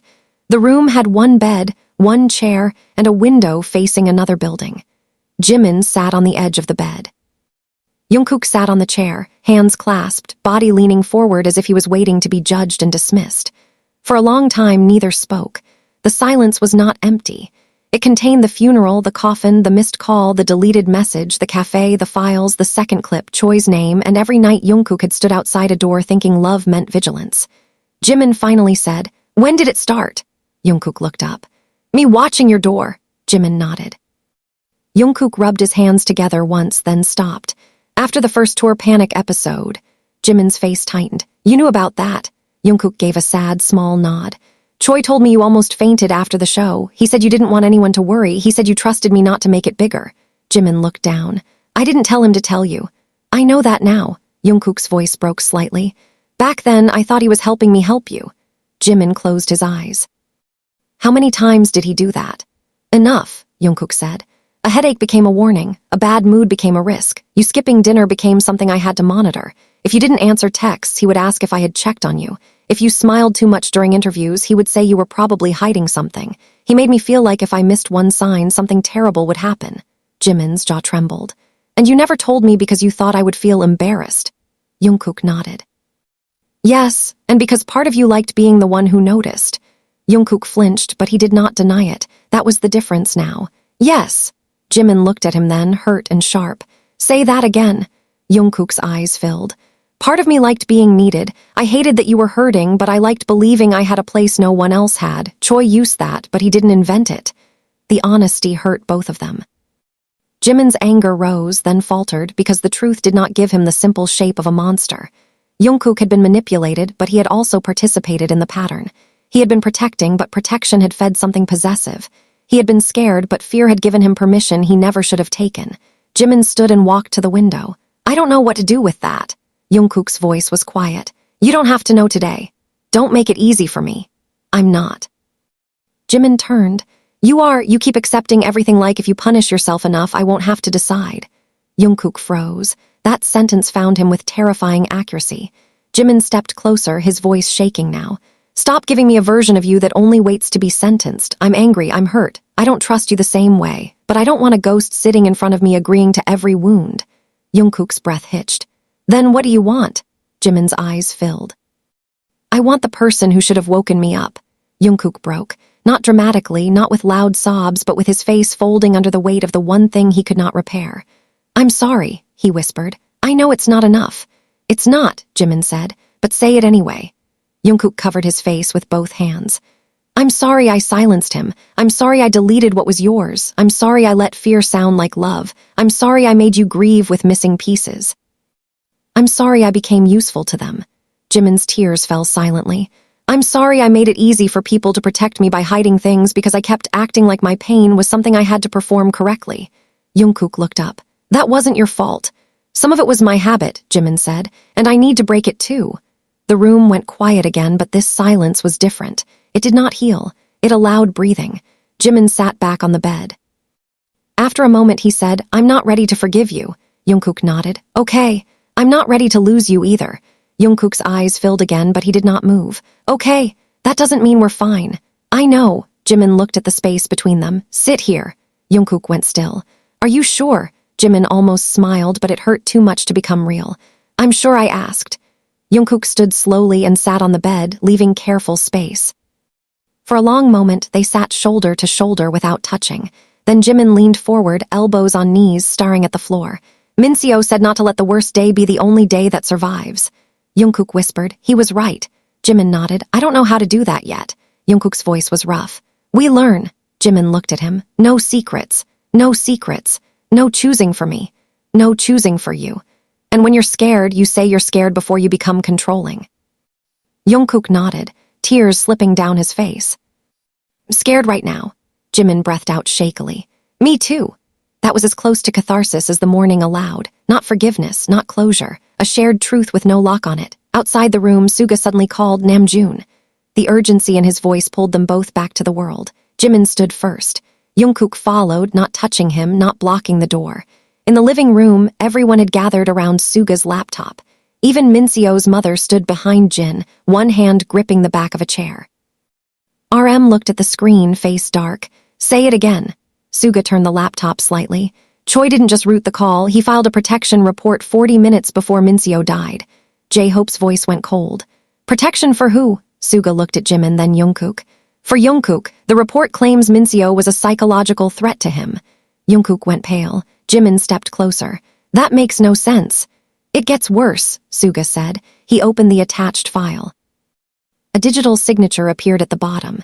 Jungkook stared at it, horrified. That's my signature. RM's voice was low.